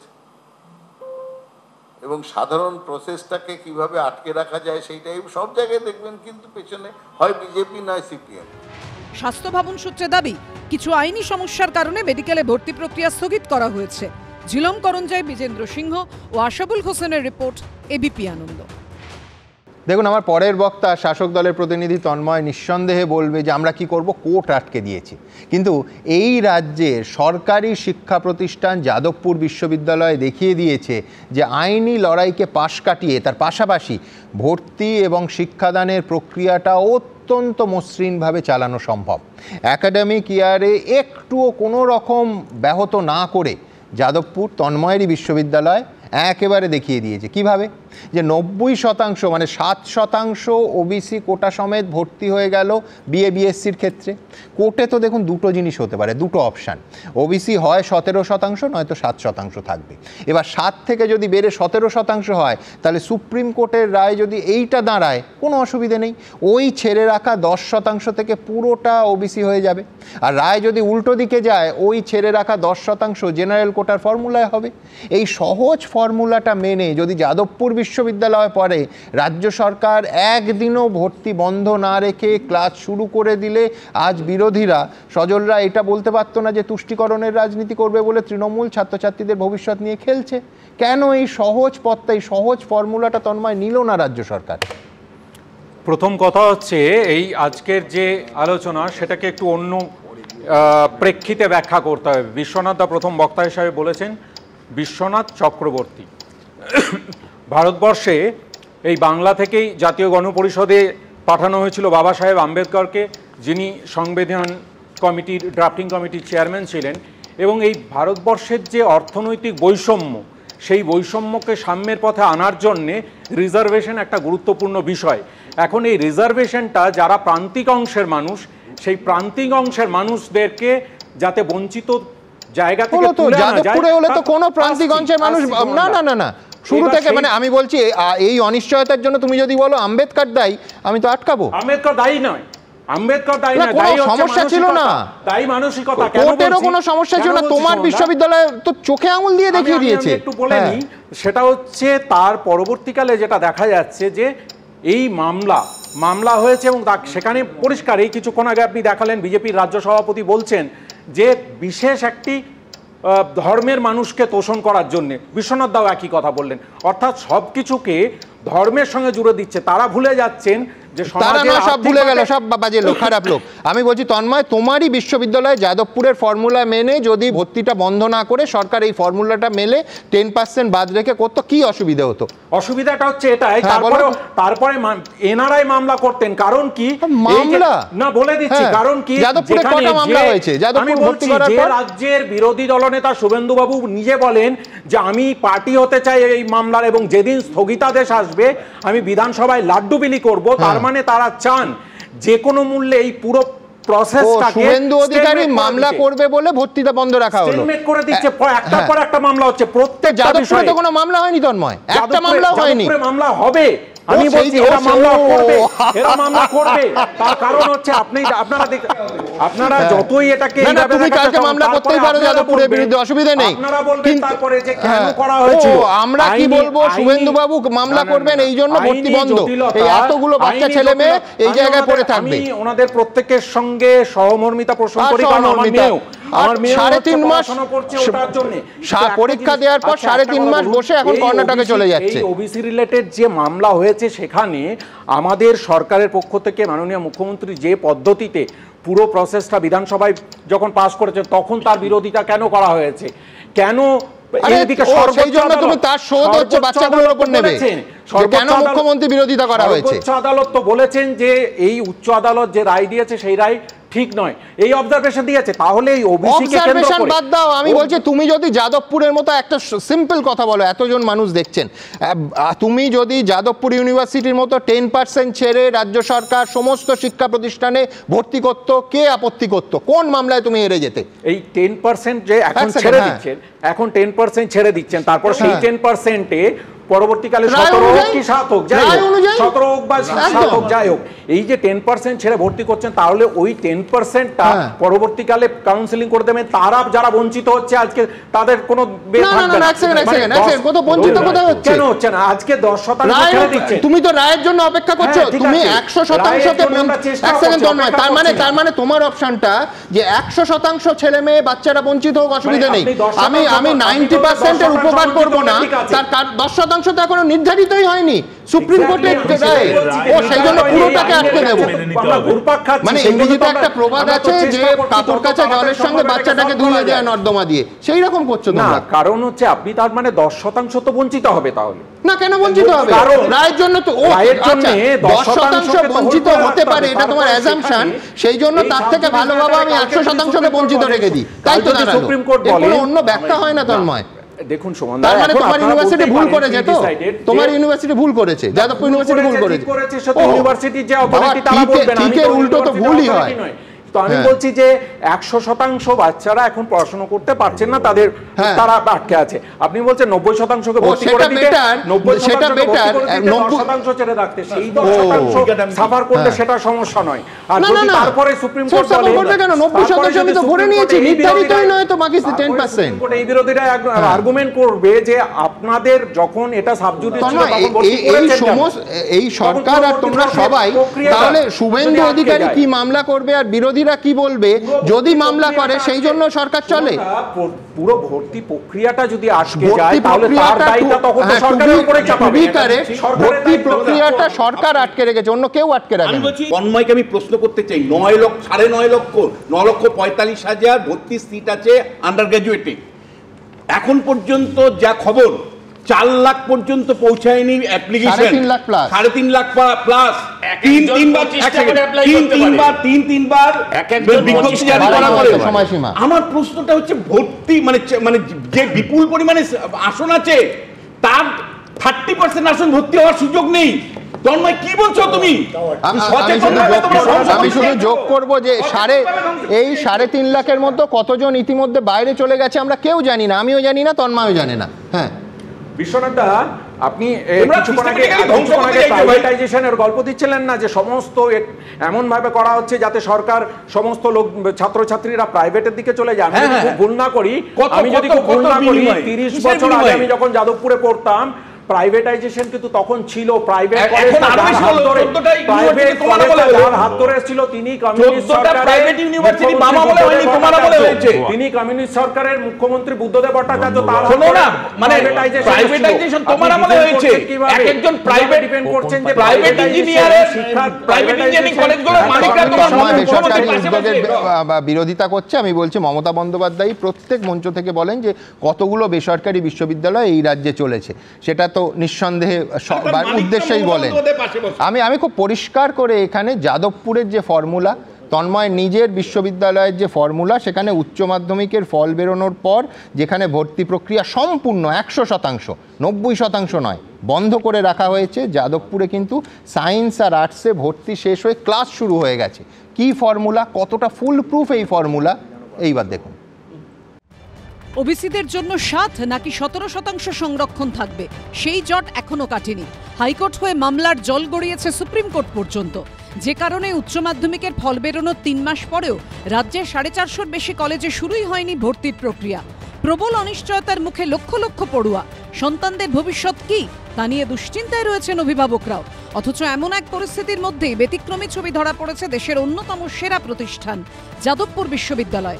সেখানে সায়েন্স ও আর্টসে ভর্তি প্রক্রিয়া শেষ হয়ে ক্লাসও শুরু হয়ে গেছে, যাকে কার্যত মডেল বলা যেতে পারে। কিন্তু কোন ফর্মুলায় এটা সম্ভব হলো? জয়েন্ট এন্ট্রান্সের রেজাল্ট এখনো না বেরোনোর ফলে যাদবপুর বিশ্ববিদ্যালয়ের ইঞ্জিনিয়ারিং শাখায় এখনো ভর্তি প্রক্রিয়া শুরু করা যায়নি। অথচ এই যাদবপুর বিশ্ববিদ্যালয় সায়েন্স এবং আর্টসে ভর্তি প্রক্রিয়া শেষ করে ক্লাস শুরু হয়ে গেল। বিশ্ববিদ্যালয় সূত্রে খবর 7% ওবিসি সংরক্ষণ ধরে 10% আসনকে ফাঁকা রেখে বিশ্ববিদ্যালয় এই ভর্তি প্রক্রিয়া শেষ করেছে। গত জুন মাসে স্নাতক স্তরে ভর্তির কেন্দ্রীয় পোর্টালের উদ্বোধন করেন শিক্ষামন্ত্রী ব্রাত্য বসু। তারপর পরে ওবিসি মামলায় কলকাতা হাইকোর্টে বড় ধাক্কা খায় রাজ্য সরকার। 140টি জনগোষ্ঠী ও 17% সংরক্ষণ নিয়ে রাজ্য সরকারের সেই বিজ্ঞপ্তিতে অন্তর্বর্তী স্থগিতাদেশ দেয় বিচারপতি তপব্রত চক্রবর্তী এবং বিচারপতি রাজাশেখর মান্থার ডিভিশন বেঞ্চ। অন্যদিকে 19 জুন সাব অ্যাসিস্ট্যান্ট ইঞ্জিনিয়ার নিয়োগ সংক্রান্ত মামলায় কলকাতা পুরসভার আইনজীবীকে উদ্দেশ্য করে কলকাতা হাইকোর্টের বিচারপতি কৌশিক চন্দ বলেন, কোনো নিয়োগ, কোনো ভর্তি অযথা বন্ধ রাখার প্রয়োজন নেই। ডিভিশন বেঞ্চ তার নির্দেশে স্পষ্ট করে বলেছে যে 66টি সম্প্রদায়কে নিয়ে এবং 7% সংরক্ষণ নীতি মেনে কাজ করুন। এই প্রেক্ষাপটে 2010 সালের আগের নিয়ম অনুযায়ী ওবিসিদের জন্য 7% সংরক্ষণ রেখে 90% আসনে সায়েন্স ও আর্টস বিভাগে ভর্তি প্রক্রিয়া শুরু করে দেয় যাদবপুর বিশ্ববিদ্যালয় কর্তৃপক্ষ। এমনকি 4 আগস্ট থেকে সায়েন্স এবং 11 আগস্ট থেকে আর্টস বিভাগের ক্লাসও শুরু হয়ে গেছে। তবে জয়েন্টের রেজাল্ট না বেরোনোয় ইঞ্জিনিয়ারিং বিভাগে ভর্তি প্রক্রিয়া শুরু করা যায়নি। আমরা নর্মাল গভর্নমেন্ট অর্ডার মেনেই ভর্তি করি। ওবিসির ক্ষেত্রে আমরা যেটা কম্বাইন্ড 7% যেটা রায় ছিল হাইকোর্টের, সেইটা বেসিসে আমরা ভর্তি করেছি। আর 10% সিট আমরা ফাঁকা রেখেছি। মহামান্য আদালতের যেরকম নির্দেশ আসবে সেই অনুযায়ী বাকি 10% সিটে আমরা ভর্তি করি। যাদবপুর বিশ্ববিদ্যালয়ের মতো প্রেসিডেন্সি বিশ্ববিদ্যালয়ের ভর্তি প্রক্রিয়াও রাজ্যের কেন্দ্রীয় অনলাইন পোর্টালের মাধ্যমে হয় না। অথচ যাদবপুর বিশ্ববিদ্যালয় যা পেরেছে প্রেসিডেন্সির পক্ষে তা সম্ভব হয়নি, কারণ তাদের প্রবেশিকার দায়িত্বে থাকে জয়েন্ট এন্ট্রান্স বোর্ড। কিন্তু ওবিসি জটের কারণে প্রবেশিকার ফল বেরোয়নি। এই প্রেক্ষাপটে জয়েন্ট এন্ট্রান্স বোর্ডের অধীনে থাকতে না চেয়ে উপাচার্যকে চিঠি লিখেছেন বিশ্ববিদ্যালয়ের অধ্যাপকদের একাংশ। নিশ্চয়ই একটা উপায় আছে, কারণ আমি ধরে নিচ্ছি যাদবপুর আইনি অবস্থা যা এই ওবিসি সংক্রান্ত বিষয়টা নিয়ে, সেটাকে সঠিকভাবে অ্যাড্রেস করেই অ্যাডমিশন করাচ্ছে, আমি সেটা ধরে নিচ্ছি। যদি সেটা হয়ে থাকে তাহলে বলাই বাহুল্য যে আমরাও এরম ধরনের একটা কিছু করতে পারলে খুবই উপকৃত হতাম। আমরা প্রেসিডেন্সির শিক্ষক শিক্ষিকারা সবাই আমাদের ভাইস চ্যান্সেলরকে জানিয়েছি যে আগামী দিনে আমরা চাই না জয়েন্ট এন্ট্রান্সের মাধ্যমে আমাদের অ্যাডমিশন প্রক্রিয়া হোক, আমরা চাই আমাদের অ্যাডমিশন আমরা নিজেরাই করাই। এখানেই প্রশ্ন উঠছে, আদালতে যতই মামলা চলুক, যাদবপুর বিশ্ববিদ্যালয়ের ফর্মুলা মেনে কি অন্যান্য জায়গায় ভর্তির অচলাবস্থা কাটানো যেত না? কৃষ্ণেন্দু অধিকারীর রিপোর্ট, এবিপি আনন্দ, কলকাতা। দেখুন, এই অধ্যাপক অরিন্দম শীলের মতো এই অসহায় অভিভাবকদের সামনে উপায় তো দুটো, হয় এই রাজ্য ছাড়ো, হাজার হাজার অপেক্ষাকৃত অবস্থাপন্ন পরিবারের মতো চোখের জল চেপে বুকে পাথর বেঁধে অরিন্দম বাবুদের মতো সব অন্য রাজ্যে ছেলে মেয়েদের পাঠিয়ে দাও, নয়তো এ রাজ্যের বেসরকারি শিক্ষা প্রতিষ্ঠানগুলোতে প্রচুর অর্থ দিয়ে ভর্তি হয়ে যাও। রাজ্য বিজেপি বলছে, সজলরা বলছে যে পরিকল্পনা করে, শুভেন্দু অধিকারী প্রেস কনফারেন্সও করলেন যে পরিকল্পনা করে বেসরকারি প্রতিষ্ঠানগুলোর স্বার্থে এই অচলাবস্থার সৃষ্টি করা হয়েছে। কিসের ভিত্তিতে সজল এটা বলছো তোমরা? না, আমি আপনাকে কতগুলো কথা বলি। আপনারা এতক্ষণ যাদবপুর নিয়ে বললেন বটে, আমি আপনাকে বলি এটা বোধহয় আপনারা ওভারলুক করে গেছেন। যাদবপুর ছাড়াও ধরুন Scottish Church College, Saint Paul's College, এই জাতীয় কলেজগুলো যেগুলো কোনো চার্চ দ্বারা নিয়ন্ত্রিত হয়, সেই কলেজ, মিশনারি চার্চগুলো, সেই কলেজগুলো কিন্তু সরকারি কলেজ, মানে সরকারি এডেড কলেজ, সেই কলেজগুলোই কিন্তু ভর্তি চলছে। আমি বলছি যে একটা দেশে কত রকম আইন, যাদবপুর বিশ্ববিদ্যালয় নিজের মতন করে ভর্তি করতে পারছে, স্কটিশ চার্চ কলেজ নিজের মতন করে ভর্তি করতে পারছে, সিটি কলেজ ভর্তি করতে পারছে না। আমি বলি এই একটু আগে মানে তন্ময়বাবু বলছিলেন, আমি ভাবলাম যে নকশালরা যদি হয়, তৃণমূল হয়, কত ভয়ঙ্কর হতে পারেন। আম্বেদকরকে ডেকে আনলেন, আমার কপাল ভালো গ্যালিলিওকে টানেননি। আমি বলছি যাদবপুরের বিরুদ্ধে মামলা হবে। যদি যাদবপুরের বিরুদ্ধে মামলাটাও হতো, আমার প্রশ্ন হচ্ছে তাতে তো মমতাকে কেউ দায়ী করতে পারতো না। বলতে পারতো তো মমতা বন্দ্যোপাধ্যায় ভর্তির চেষ্টা করেছিলেন, বিকাশ রঞ্জন ভট্টাচার্য কিংবা অভিজিৎ গাঙ্গুলিরা তারা এই ভর্তির প্রক্রিয়াটাকে আটকে দিলেন। আমি আপনাদেরকে দেখুন, আমি ছাত্র রাজনীতি থেকে উঠে আসা ছেলে, এখানে যারা বসে আছে তারাও ছাত্র রাজনীতি থেকে এসছেন। আমি বলছি হ্যাঁ না, আমি এদিকে সামনের দিকে, আপনি ছাত্র কোথা থেকে হবেন। আমার বক্তব্য হচ্ছে, আমি আপনাদের মনে করিয়ে দিই যে গত অন্তত 10 বছর কলকাতা বিশ্ববিদ্যালয় বা অন্যান্য বিশ্ববিদ্যালয়ের আন্ডারে যে গ্র্যাজুয়েশন কলেজগুলো রয়েছে, এগুলোয় কখনোই 100% ভর্তি হয় না। এখানে 30-40, গতবার প্রায় 50%-এর ওপর সিট খালি ছিল। দাদা বিশ্বাস করুন, আমি ছাত্র রাজনীতি করে এসেছি ক্লাস থেকে। যখন আমরা কলেজের সময় নবীন বরণ করতাম, অন্যান্য অনুষ্ঠান হতো, স্যারেরা রেগে ক্লাস থেকে বেরিয়ে যেতেন, কারণ ক্লাসে বসার জায়গা তো কি দাঁড়ানোর জায়গা থাকতো না প্রথম দিকে। পরের দিকে হয়তো ছাত্র উপস্থিতির হার কমতো খানিকটা। এখানে আমাদের মতন কলেজে 2500 ভর্তি হতো, এবছর 250 ভর্তি করতে পারলে প্রিন্সিপাল গঙ্গাচান করে আসবে। আমি বলছি যে কোনো প্রবলেম ছিল না। 10% কেন, আমি বলছি তো 50% সিট সব কলেজে খালি আছে। ইচ্ছা করে করলেন না, ইচ্ছে করে করলেন না। এবং সেটা শুধুমাত্র দেখুন, গভর্নমেন্ট এক একটা ফেজে এক একটা জায়গা থেকে টাকা খেয়েছে। প্রথম ফেজে যখন প্রথম মুখ্যমন্ত্রী হলেন, সারদার টাকা জানলেন, তারপরে কি হলো, শিক্ষকদের টাকা মারলেন। এবারে যেটা করছেন সেটা হচ্ছে এবার ছাত্রদের থেকে টাকা খাচ্ছেন। মানে এই ছাত্ররা দেখুন, এই ছাত্রদের সঙ্গে তৃণমূল বা সরকারের কি সম্পর্ক যে এখান থেকে প্রাইভেট কলেজগুলো বিভিন্ন নেতা নেত্রীরা দেখুন রবীন্দ্রনাথ সমাবর্তন করতেন, আবার এখানেও কেউ কেউ সমাবর্তন করেন। বিভিন্ন প্রাইভেট কলেজ ইউনিভার্সিটি খুলে তারা সমাবর্তন অনুষ্ঠান করে। হ্যাঁ, কাগজে পাতা পাতা জোড়া বিজ্ঞাপন হয়, টিভিতে প্রাইম টাইম বিজ্ঞাপন চলে। সেই টাকাগুলো আপনারা সারা দিন ধরে শুধু মেডিকেলের স্টুডেন্টদের জন্য কাঁদছেন, কারণ তারা মেরিটোরিয়াস। কিন্তু বেশিরভাগ ছাত্র তারা যারা অ্যাভারেজ স্টুডেন্ট, যাদের বাবা মায়ের রোজগার অত্যন্ত কম, আপনি তাদের কথা ভাবুন। আমি যখন মাধ্যমিক পরীক্ষা দিয়েছিলাম 1989 সালে, তখন 16 লাখ পরীক্ষার্থী ছিল। এখন এবছর পাস করেছে উচ্চ মাধ্যমিকে 4.5 লাখ, সিবিএসসি থেকে প্রায় 1.5 লক্ষ, 30-40 হাজার আইসিএসসি বোর্ড, আইএসসি বোর্ড থেকেও আছে। আমি বলছি এদের কথাও ভাবুন, এদের কথা কিন্তু ভাবার লোক নেই। আমি আপনাকে বলছি যে মুখ্যমন্ত্রী এগুলো ইচ্ছে করে, কিন্তু একটা জিনিস দেখুন, কারোর কোনো অভিযোগও নেই, কিন্তু রাস্তাঘাটে কেউ আপনাদের ধরছে না, কেউ ফোন করে বলছে না সুমন বাবু ভর্তি হচ্ছে না কেন। না না, একদম। আমি বলছি সজল, তোমায় জানিয়ে রাখি যে নিউজ রুম মানে ফোনে বন্যায় ভেসে যাচ্ছে কতজন অভিভাবক গত 1 সপ্তাহে বা 2 সপ্তাহে ফোন করেছে, তোমার ধারণা নেই। তুমি যদি বলো যে তারা রাস্তা কেন অবরোধ করছে না, সরি, আমি বাঙালি মধ্যবিত্ত তো রাস্তা রাজনৈতিক আন্দোলন করতে পারবে না। আপনাকে বোঝাচ্ছি দাদা, আমাদের কাছে না একটা সময় আসতো, এই সময় কখনো বাড়িতে আমার বাবা লিখে রাখতেন, এখানে অ্যাডমিশনের জন্য অনুরোধ করিবেন না, যেহেতু আমি ছাত্র রাজনীতি করতাম। আমি বলছি এখন আমাদের কাছেও লোকে ধরতে আসছে না, হয় তারা লেখাপড়া ছেড়ে দিচ্ছে, পরিযায়ী শ্রমিক হয়ে চলে যাচ্ছে, আর তা না হলে তাদের পয়সা থাকলে তারা কর্ণাটকের ট্রেন ধরে নিচ্ছে। মুশকিল হচ্ছে মমতা ব্যানার্জি একদলকে তাড়াচ্ছে আর একদলকে ডেকে পাঠাচ্ছে। কাদের ডেকে পাঠাচ্ছে বলুন তো? যারা মমতা ব্যানার্জিকে শুধু ভোট দেবে। বলছেন না যে পরিযায়ী শ্রমিকদের ভাতা, বিশ্বনাথ দাও বলছিলেন পরিযায়ী শ্রমিকদের ভাতা বলে তাদেরকে এই যে অর্থনৈতিক বৈষম্যটা কাদের সময় বেড়েছে 2014 সাল থেকে। হ্যাঁ, কেন্দ্র সরকারের রিপোর্ট দেখুন, 2000 অবভিয়াসলি দেখতে হবে কেন্দ্র সরকারের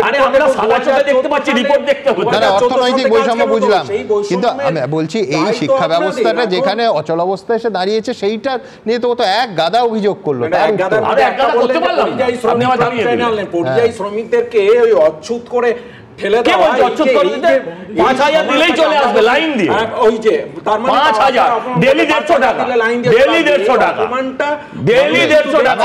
মান অপমান সমশ্রী আমরা আলাদা করে গতকাল আলোচনা করেছি, ভবিষ্যতেও করব, কিন্তু এই ছেলে মেয়েগুলো সজল বলছিল না যে আমরা ভাবছি না, আমরা ভাবছি শুধু নয়, এই পরের প্রতিবেদনে দেখাবো যে উচ্চ মাধ্যমিক রেজাল্টের পরও 3 মাস পার হয়ে গেছে, কলেজে কলেজে ভর্তি আটকে আছে এবং লক্ষ লক্ষ পড়ুয়া কার্যত অথই জলে পড়েছে।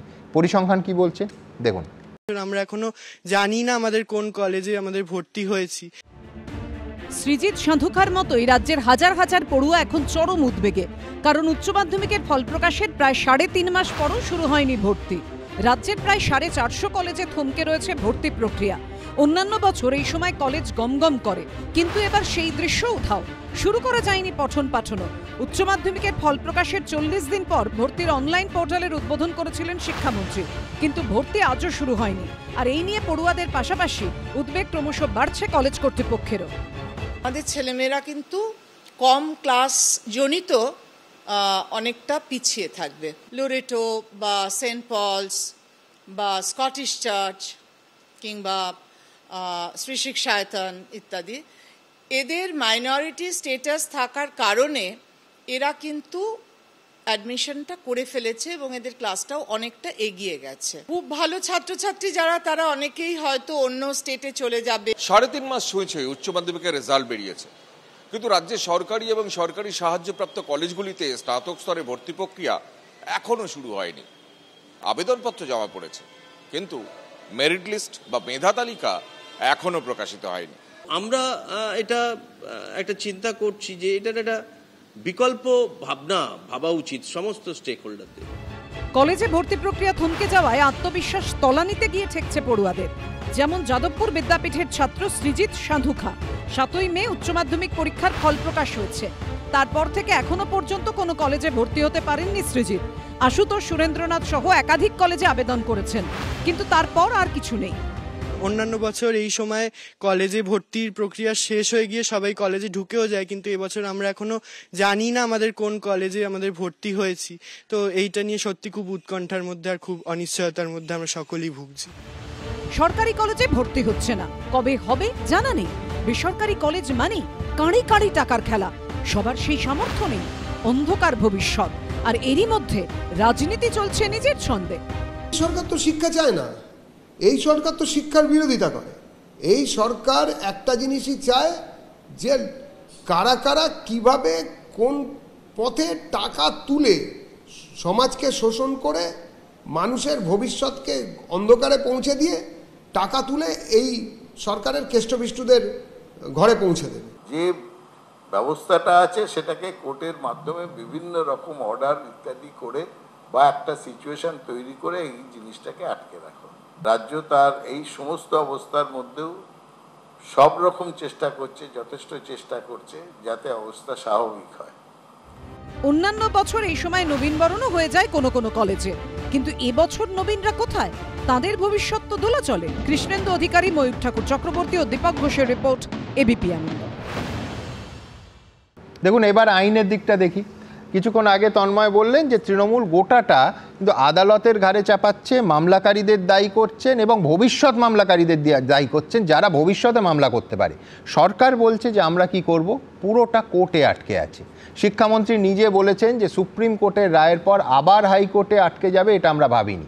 এখন সত্যিই কি প্রশ্নটা হলো যে অচল অবস্থার জন্য আইনি লড়াই দায়ী নাকি এটা নেহাতি অজুহাত? আমার পরের বক্তা আইনজীবী বিক্রম বন্দ্যোপাধ্যায়। দেখুন, এই ওবিসি মামলা নিয়ে যে বিভিন্ন মামলা হয়েছে, বিভিন্ন মামলার সঙ্গে আমি আছি, কিন্তু আমি একটা জিনিস বলতে পারি যে যাই হয়ে থাক না কেন আইনি বিষয়টা আমি খুব সাধারণ মানুষের বোঝার জন্য যেটা বলতে চাই সেটা হলো 10% নিয়ে সমস্যা।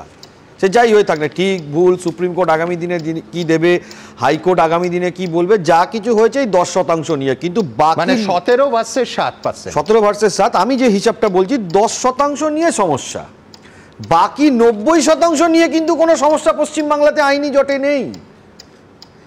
কোনো জায়গাতে হাইকোর্ট বা সুপ্রিম কোর্ট কোথাও বলেনি যে অ্যাডমিশন এবং রিক্রুটমেন্ট বন্ধ রাখতে হবে, এটা কোনো জায়গাতে, আমি মামলার সঙ্গে যুক্ত আছি, কোনো জায়গাতে বলেনি যে অ্যাডমিশন বা রিক্রুটমেন্ট বন্ধ রাখো, 90%তেও বলেনি, এমনকি 10% নিয়ে একটা ডিসপিউট ক্রিয়েট হয়ে আছে এখনো অবধি আইনের ভাষায়। কিন্তু সমস্যাটা হলো এখানে সরকার তার নিজস্ব কোনো উদ্যোগ নেই। কেন নেই আমরা নিজেরা চোখে দেখতে পাচ্ছি না। এই 10% জটের জন্য পুরো 90% ডেডলক হয়ে গেল, সারা পশ্চিমবাংলা জুড়ে ডেডলক হয়ে গেল। জয়েন্ট এন্ট্রেন্স বলুন, মেডিকেল বলুন, অ্যাডমিশন বলুন, রিক্রুটমেন্ট বলুন, বিভিন্ন সরকারি ডিপার্টমেন্টে ভ্যাকেন্সি পড়ে আছে, রিক্রুটমেন্ট হচ্ছে না, বিভিন্ন জায়গাতে আপনার অ্যাডমিশন যে হচ্ছে না, 9.5 লাখের ওপরে ভ্যাকেন্সি অ্যাডমিশন, সেখানে 3.5 লাখ মাত্র অ্যাপ্লাই করেছে। এদের তো সবাইকেই অ্যাডমিশন দিয়ে দেওয়া, 10% যদি বাদও দিদি এমনি অ্যাডমিশন হয়ে যাবে, অ্যাডমিশনটা আটকে রয়েছে। এটার জন্য সমস্যা যেটা হচ্ছে, একটা মানুষের তো একটা বছর চলে যাবে, যারা স্টুডেন্টস তাদের একটা বছর চলে যাবে, যারা চাকরির পরীক্ষার জন্য কেরিয়ার করছেন, কারোর ধরুন একটু বয়স বেশি 35, 36, 37, 40 বছর পেরিয়ে গেলে তো তার তো আর সেই অ্যাপ্লিকেশন করার জায়গাটাও চলে যাচ্ছে। একটা জেনারেশন, একটা প্রজন্ম পুরো ধ্বংস হয়ে যাওয়ার মতো জায়গা কার্য তো মিস হয়ে গেছে, এখনই হয়ে গেছে। এবং আমি একটা কথা বলি, সুপ্রিম কোর্ট 22 মে 2024 হাইকোর্ট যে অর্ডারটা দিয়েছিল, সেই অর্ডারের উপর সুপ্রিম কোর্ট আজ অবধি কোনো স্টে অর্ডার দেয়নি। নতুন নোটিফিকেশনগুলোর উপরে সুপ্রিম কোর্ট একটা স্টে অর্ডার দিয়েছে, যেটা হাইকোর্ট যে নোটিফিকেশনগুলোর উপরে স্টে অর্ডার দিয়েছিল। ডিসপিউটটা ক্রিয়েট কি কারণে হয়েছে, কারণ ওই নোটিফিকেশনগুলো উইল হ্যাভ প্রসপেক্টিভ এফেক্ট। এই যে অ্যাডমিশন এবং রিক্রুটমেন্ট প্রসেসগুলো, এটাই নতুন নোটিফিকেশনের আগে হয়ে গেছিল, যার জন্য এটা রেট্রোস্পেক্টিভ এফেক্ট হয় না। এখন সরকার তার অ্যাপ্লিকেশন জমা দিয়েছে, সুপ্রিম কোর্ট ভবিষ্যতে কি বলবে আমরা নিজেরাও কিছু জানি না, কিন্তু এই 90% মানুষকে পুরো একটা কমপ্লিট ডেডলকের মধ্যে নিয়ে গেল। এটাতে পুরো পশ্চিমবাংলার একটা ভবিষ্যৎ কোন দিকে চলে যাবে কেউ জানে না। আলটিমেটলি এটাকে আটকে রেখে এখন যদি মামলা আরও ধরুন 3 বছর মামলা চলে, তাহলে 3 বছর ধরে এই 90% মানুষের জন্য সরকার আটকে রেখে দেবে, যেখানে কোর্টের কোনো স্টে অর্ডার নেই, না হাইকোর্ট কোনো স্টে অর্ডার দিয়েছে, না সুপ্রিম কোর্ট কোনো স্টে অর্ডার দিয়েছে। উল্টে হাইকোর্ট বলে দিয়েছে, একদম স্পষ্ট করে বলে দিয়েছে, 7% রিজার্ভেশন রেখে, 7% ওবিসি রিজার্ভেশন দিয়ে যদি অ্যাডমিশন প্রক্রিয়া কমপ্লিট করে দেওয়া হয়, এতে কোনো অসুবিধে নেই। ইনফ্যাক্ট হাইকোর্ট আবারও জানিয়ে দিয়েছে, উল্টে হাইকোর্ট এই ডাইরেকশনও দিয়েছে, করো, মানবে না, আবার সুপ্রিম কোর্টে একটা অ্যাপ্লিকেশন, আবার একটা নতুন কোনো কিছু। এতে আলটিমেটলি যে স্টুডেন্টস কেরিয়ার একেবারে পুরোপুরি হ্যাম্পারের দিকে চলে যাচ্ছে। এখানে আইনের কোনো কিছু করার নেই, শুধুমাত্র 10% নিয়ে সমস্যা, আর কোনো সমস্যা নেই। বিক্রম বারবার বলছে 10%, শুধুমাত্র 10% নিয়ে সমস্যা। দেখুন আসলে 7% হবে না 17% হবে, এইখানে এই তফাৎটা হচ্ছে মূল বিষয়। আমি এইখানে রাজনৈতিক বিতর্ক খুব স্বাভাবিকভাবেই একেবারে প্রচণ্ডভাবে এই গোটা বিষয়টা নিয়ে হচ্ছে। পাশাপাশি সজল সম্ভবত বলছিল অভিভাবকরা তারা এতটা উদ্বিগ্ন, বিশ্বাস করুন, মানে আজকেও নিউজ রুমে অন্তত 20টা ফোন এসছে যে ছেলে মেয়েদের এই অবস্থা। একজন অধ্যাপক এই অনুষ্ঠানের শুরুতে যার সঙ্গে দেখালাম, আমি বলছি যে কালকে সকালের ফ্লাইটে তাদের কর্ণাটক চলে যেতে হচ্ছে। এটা একমাত্র অধ্যাপক অরিন্দম শীলের জীবন নয়, তার ঘটনা নয়, তার অভিজ্ঞতা নয়। পরিসংখ্যানে যদি আসি, দেখুন এ রাজ্যে প্রায় 9 লক্ষর মতো আসন আছে শুধু সরকারি কলেজগুলোতে। এখন আবেদনপত্র জমা পড়েছে মাত্র 3.5 লক্ষ, এখন হয়তো সামান্য একটু বেড়েছে, তাও একাধিকবার 3বার আবেদনের সময়সীমা বাড়ানোর পর কি অবস্থা ভাবুন। হ্যাঁ, এবং আমরা এখনও জানি না যে যারা আবেদন করেছে কত রিপিটেশন আছে। সজল যেটা বলছে, একজন 25টা করে আবেদন করতে পারে, এবং তাদের মধ্যে কতজন ছেলে মেয়ে ইতিমধ্যে আবার বাইরে চলে গেছে সেই পরিসংখ্যানও আমাদের কারুর হাতে নেই। আবার অন্যদিকে এ রাজ্যের বেসরকারি বিশ্ববিদ্যালয়গুলো প্রায় সব আসন পূর্ণ হয়ে গেছে। আমি বলছি কোথাও কি পরোক্ষভাবে এই সিস্টেম ফোর্স করছে যে যাও সরকারি ব্যবস্থা ছেড়ে মোটা টাকা দিয়ে বেসরকারি কলেজে যাও? এই প্রশ্ন তো উঠবেই। সায়নদীপ কি বলে? পার্থ চ্যাটার্জি জামিন পেয়েছেন, আবার শিক্ষামন্ত্রী হিসাবে যদি উনি দায়িত্ব পান, আমার মনে হয় সব সমস্যার সমাধান হয়ে যাবে, এত চিন্তার কোনো কারণ থাকবে না। জোকস অ্যাপার্ট, পশ্চিমবাংলার শিক্ষা ব্যবস্থার গত 14 বছরে কোমায় পাঠিয়েছে তৃণমূল আর রাজ্যের মুখ্যমন্ত্রী, এখন শ্মশান নয় কবরস্থানে। একটা প্রজন্মকে খুন করছে। তোমার মনে করিয়ে দিই, সেটা হচ্ছে বুদ্ধদেব ভট্টাচার্য তৎকালীন মুখ্যমন্ত্রী আমাকে দেয়া সাক্ষাৎকারেই বলেছিলেন যে 2টো সেক্টরে আমার মনে হয় আমি তত সফল হতে পারিনি, একটা শিক্ষা আর একটা স্বাস্থ্য। যদি সফলতার চেহারা না হয়, এটাই তো বিরোধীদের বিশ্লেষণ, এটাই বামপন্থীদের থেকে শেখা উচিত, বুদ্ধবাবুর থেকে শেখা উচিত যে কোনো কিছুতেই আমাদের স্যাটিসফ্যাকশন ছিল না যা করেছে শিক্ষা ব্যবস্থার জন্য। তারপরে বুদ্ধদার মনে হচ্ছে আরো অনেক কিছু করবার সুযোগ ছিল। তৃণমূলের ওইসব বোধ বুদ্ধি কবে আসবে আমি জানি না। আমি বলছি এটা প্রজন্মকে খুন করেছে, হত্যা করেছে এই তৃণমূল কংগ্রেস। আমি বলছি যে সচেতনভাবে রাজ্যের মুখ্যমন্ত্রী এবং তৃণমূলের সরকার একদিকে ফোর্স প্রাইভেটাইজেশন, আরেকদিকে ফোর্স মাইগ্রেশন চালু করার ব্যবস্থা করলো। এই রাজ্যের মুখ্যমন্ত্রীর মদতে সবাই যেটা আলোচনা করেছে, সরকারি উদ্যোগে শিক্ষা ব্যবস্থায় প্রাইভেট লিমিটেড এন্টারপ্রাইজ সেটা চালু করতে চাইছে। মুখ্যমন্ত্রীর মদতেই রাজ্যের সরকারি শিক্ষা ব্যবস্থা তুলে দিয়ে হয় বেসরকারি শিক্ষা ব্যবস্থার দিকে যাও, আর নয় ভিন রাজ্যে পড়বার ব্যবস্থা করো, সেই ব্যবস্থা করতে চাইছে। বাংলার তুলে না দিয়ে পাশাপাশি যদি বেসরকারি শিক্ষা প্রতিষ্ঠান হয় তো ভালো রাজ্যের পক্ষে। হ্যাঁ, ওখানে মাখো তেল, সেটাই আসবো। বাংলার ছেলেদের যে কোনো উন্নত দেশে সরকারি থাকে, সমান্তরালভাবে বেসরকারি থাকে, কোনো ক্লাশ নেই। সেই বেসরকারি শিক্ষা প্রতিষ্ঠানে যে পরিমাণ পড়ার খরচ সেটা সাধারণ ঘরের ছেলে মেয়েদের দেওয়ার সুযোগ আছে। বামপন্থীরা আমরা বলছিল হ্যাঁ বেসরকারি শিক্ষা প্রতিষ্ঠান ছিল, সরকারি শিক্ষা প্রতিষ্ঠানে যারা চান্স পেত না তারা সেখানে যেতে বাধ্য হতো এবং তাদেরকেও সরকার প্রয়োজনীয় সাহায্য সহযোগিতা করতো।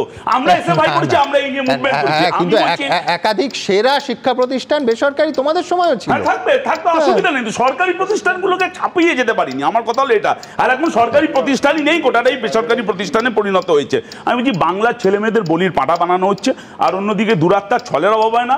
এই যে ওবিসি সার্টিফিকেট নিয়ে যে নাটকটা করছেন, এই তো আপনি দেখলেন যাদবপুরে রেজিস্ট্রার বললো যে গভর্নমেন্টের অর্ডারে যাদবপুরে রিক্রুটমেন্ট মানে ভর্তি প্রক্রিয়া চলছে। তাহলে সেখানে করতে পারলে গোটা রাজ্যের বাকি কলেজগুলো ইউনিভার্সিটিগুলোতে কেন করা যাবে না? আর রাজ্যের সরকার যেটা বলছে, যদি ওবিসি সার্টিফিকেট এখনো চালু হয়, সেই সার্টিফিকেট পেতে পেতে ছাত্রছাত্রীদের 3-4 মাস সময় চলে যাবে। তাহলে আরো ভর্তি প্রক্রিয়া 3-4 মাস পরে পিছিয়ে যাবে। কবে ভর্তি হবে, কবে পড়াশোনা করবে, কবে অন্যান্য কম্পিটিটিভ জায়গায় যাবে? সামনের মাস থেকে পুজোর ছুটি পড়ে যাচ্ছে। আমি আসবো, মুখ্যমন্ত্রী দূরদর্শী। ওই যে স্টুডেন্ট ক্রেডিট কার্ড চালু করেছিল, উনি আসলে বুঝেছিলেন যে রাজ্যের সরকারি শিক্ষা ব্যবস্থা লাটে তুলে দিয়ে এই বেসরকারি শিক্ষা প্রতিষ্ঠানে ছেলে মেয়েদের যেতে বাধ্য করা হবে। তারা বিপুল পরিমাণ ঋণ নেবে সুদ চড়া হারে, আর সেই সুদের ব্যবস্থা, সেই ঋণের ব্যবস্থা সরকার করবে।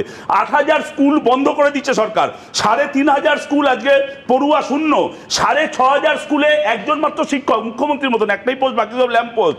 আর 3000 স্কুল রাজ্য সরকার আবার বন্ধ করে দেবে। কোথায় যাচ্ছে রাজ্যের শিক্ষা ব্যবস্থা? মদের দোকান খুলছে, স্কুল বন্ধ হচ্ছে। মাতাল পড়ে গেলে কেউ তোলার থাকে না, আর পশ্চিমবাংলার অর্থনীতি ওই মাতালরা তুলে দাঁড় করিয়ে রেখেছে।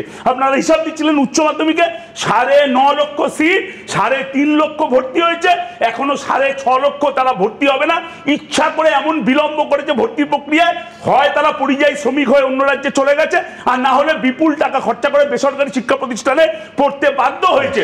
আবার রাজ্যের মুখ্যমন্ত্রী হিপোক্রেসি ভাবুন, বলছে পরিযায়ী শ্রমিকদের ফিরে আসতে বাধ্য করা হবে। আমি লাস্ট কথা, জয়েন্ট এন্ট্রান্স তার রেজাল্ট বেরো না, মেডিকেলে ভর্তি বন্ধ। এই WBJEE এটা আমাদের রাজ্যের একটা নিরাপদ আশ্রয় ছিল। আসলে লক্ষ্যটা হলো এই যে সজলের দল বিজেপি RSS গোটা দেশে যে NEP পদ্ধতি, সেখানে শিক্ষার প্রাইভেটাইজেশন, সেই মডেল পশ্চিমবাংলায় চালু করেছে। মানে সেটিং জিন্দাবাদ। 5% সজল, 95% তন্ময়, 95 এর কাছে আগে যায় না। প্রথম কথা হচ্ছে যেটা উনি বলছিলেন যে প্রাইভেটাইজেশন থাকুক, কিন্তু সেটা সরকারের পাশাপাশি থাকুক, এবং সেখানে দরকার হলে আমরা হেল্প করব। আমি জানি না বামপন্থী রাজনীতিতে আদর্শগতভাবে শিক্ষা এবং স্বাস্থ্য এবং প্রাইভেটাইজেশনের পক্ষে বক্তব্য দেওয়া যায় কিনা। মানে না না, যে খুশি বক্তব্য দিক, আমার বক্তব্য পরিষ্কার। প্রাইভেট, গভর্নমেন্ট আর প্রাইভেট, এইটা শিক্ষা বলো স্বাস্থ্য বলো, এর মেলবন্ধনেই একটা সুষ্ঠু সিস্টেম চলে, কোনোটাকে রিপ্লেস করে নয়। একটা বন্ধ করে আমি আরেকটার দিকে ঠেলছি, এটা ভয়ঙ্কর। তিনি এটা বলছেন, স্বীকার করছেন, ভালো লাগলো যে হ্যাঁ তিনি তার অবস্থানগতভাবে বিচ্যুতি যে ঘটেছে সেটা দেখে আমার ভালো লাগলো। আমি ওই প্রশ্নে যাচ্ছিলাম। এটা হচ্ছে এক। আর দ্বিতীয় কথা হচ্ছে উনি আবার বলছেন এই যে পরিযায়ী শ্রমিক সব কিছুতে পরিযায়ী শ্রমিক হচ্ছে, ভাতা হচ্ছে, তারপরে হচ্ছে মুখ্যমন্ত্রীর উদ্যোগ নেই, হচ্ছে একটা কেস চলছে, মুখ্যমন্ত্রী সর্বতোভাবে চেষ্টা করছেন সেই কেসে যাতে দ্রুত শুনানি হয়, তার জন্য আমাদের সরকারের পক্ষ থেকে যে চেষ্টা করা হচ্ছে, কিন্তু কোর্ট তো আমার কথা শুনে চলে না। এই সন্ধ্যেবেলা এমন কিছু জিনিস শুনলাম, শুনে অত্যন্ত ভালো লাগছে। বামপন্থার পদস্খলন হয়েছে। আমার দুদিকে দুজন বামপন্থী বসে আছেন, একজন আল্ট্রা লেফট, তিনি আজকে সরকারি নীলবাতি গাড়ি লাগিয়ে বলছেন বামপন্থার পদস্খলন হয়েছে কারণ তারা বেসরকারি আচ্ছা আমি বলছি, ও বলবে। হ্যাঁ, আর নিয়ম মেনে পাওয়া, সবই নিয়ম মেনে পারতেও জেলে, ওরও নীলবাতি। আমি বলছি যাচ্ছি না, আমার বক্তব্য হচ্ছে আপনি খুব সুন্দরভাবে বলেছেন সরকারি এবং বেসরকারি পাশাপাশি থাকবে, দুটোই তখন চলতে পারে যখন ভিন রাজ্য থেকে ছেলে মেয়েরা রাজ্যে পড়তে আসবে। আপনার রাজ্যের ছেলে মেয়েদের আটকে রাখতে পারছেন না, তারা রোজ চলে যাচ্ছে, আপনি সরকারি বেসরকারি পাশাপাশি রাখার স্বপ্ন দেখছেন। এক সেকেন্ড, দেখলে তো বাবার কথা, ছেলে যেতে চায় না, বাবা মা ছাড়তে চায় না, ছাড়তে বাধ্য হচ্ছে এই পরিবারগুলো, চলে যাচ্ছে। আর একটা লাইন বলছি, আপনি একটা কথা বলেছেন, প্রথমে শুরু করেছিলেন যে কেন এই অনিশ্চয়তা, তার উত্তর খুঁজছেন যে কোথায় তার সমাধান। এই সমাধান আমরা সবাই জানি দাদা, এই একটাই সমাধান, তৃণমূলটাকে তাড়ান। আমি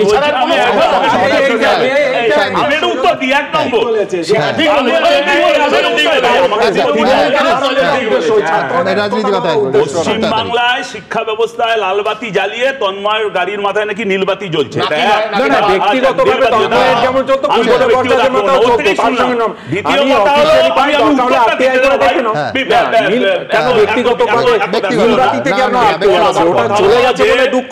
আমার কথা হলো যে বাম থেকে একেবারে সরাসরি তৃণমূলে গেলে এই অধঃপতন হতে পারে।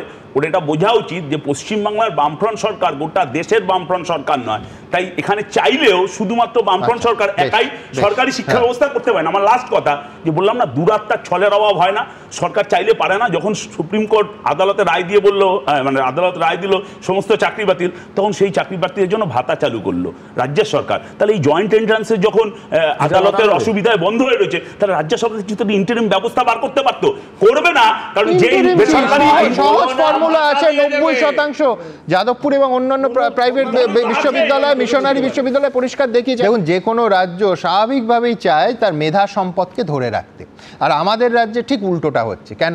কেন বলছি যে ব্রেন ড্রেনটাকে প্রমোট করা হচ্ছে, যেন প্রায় 8000 স্কুলের, তার থেকেও বেশি বোধহয় 8500 সংখ্যাটা বাংলা মাধ্যম স্কুল উঠে গেছে ছাত্রছাত্রীদের অভাবে। পাড়ার একেবারে গজিয়ে ওঠা ইংরেজি মাধ্যমের স্কুল, যেখানে পাঠের মান নিঃসন্দেহে সরকারি ব্যবস্থার থেকে খারাপ, সেখানেও ভিড় হচ্ছে, কিন্তু বাংলা মাধ্যম স্কুলে হচ্ছে না।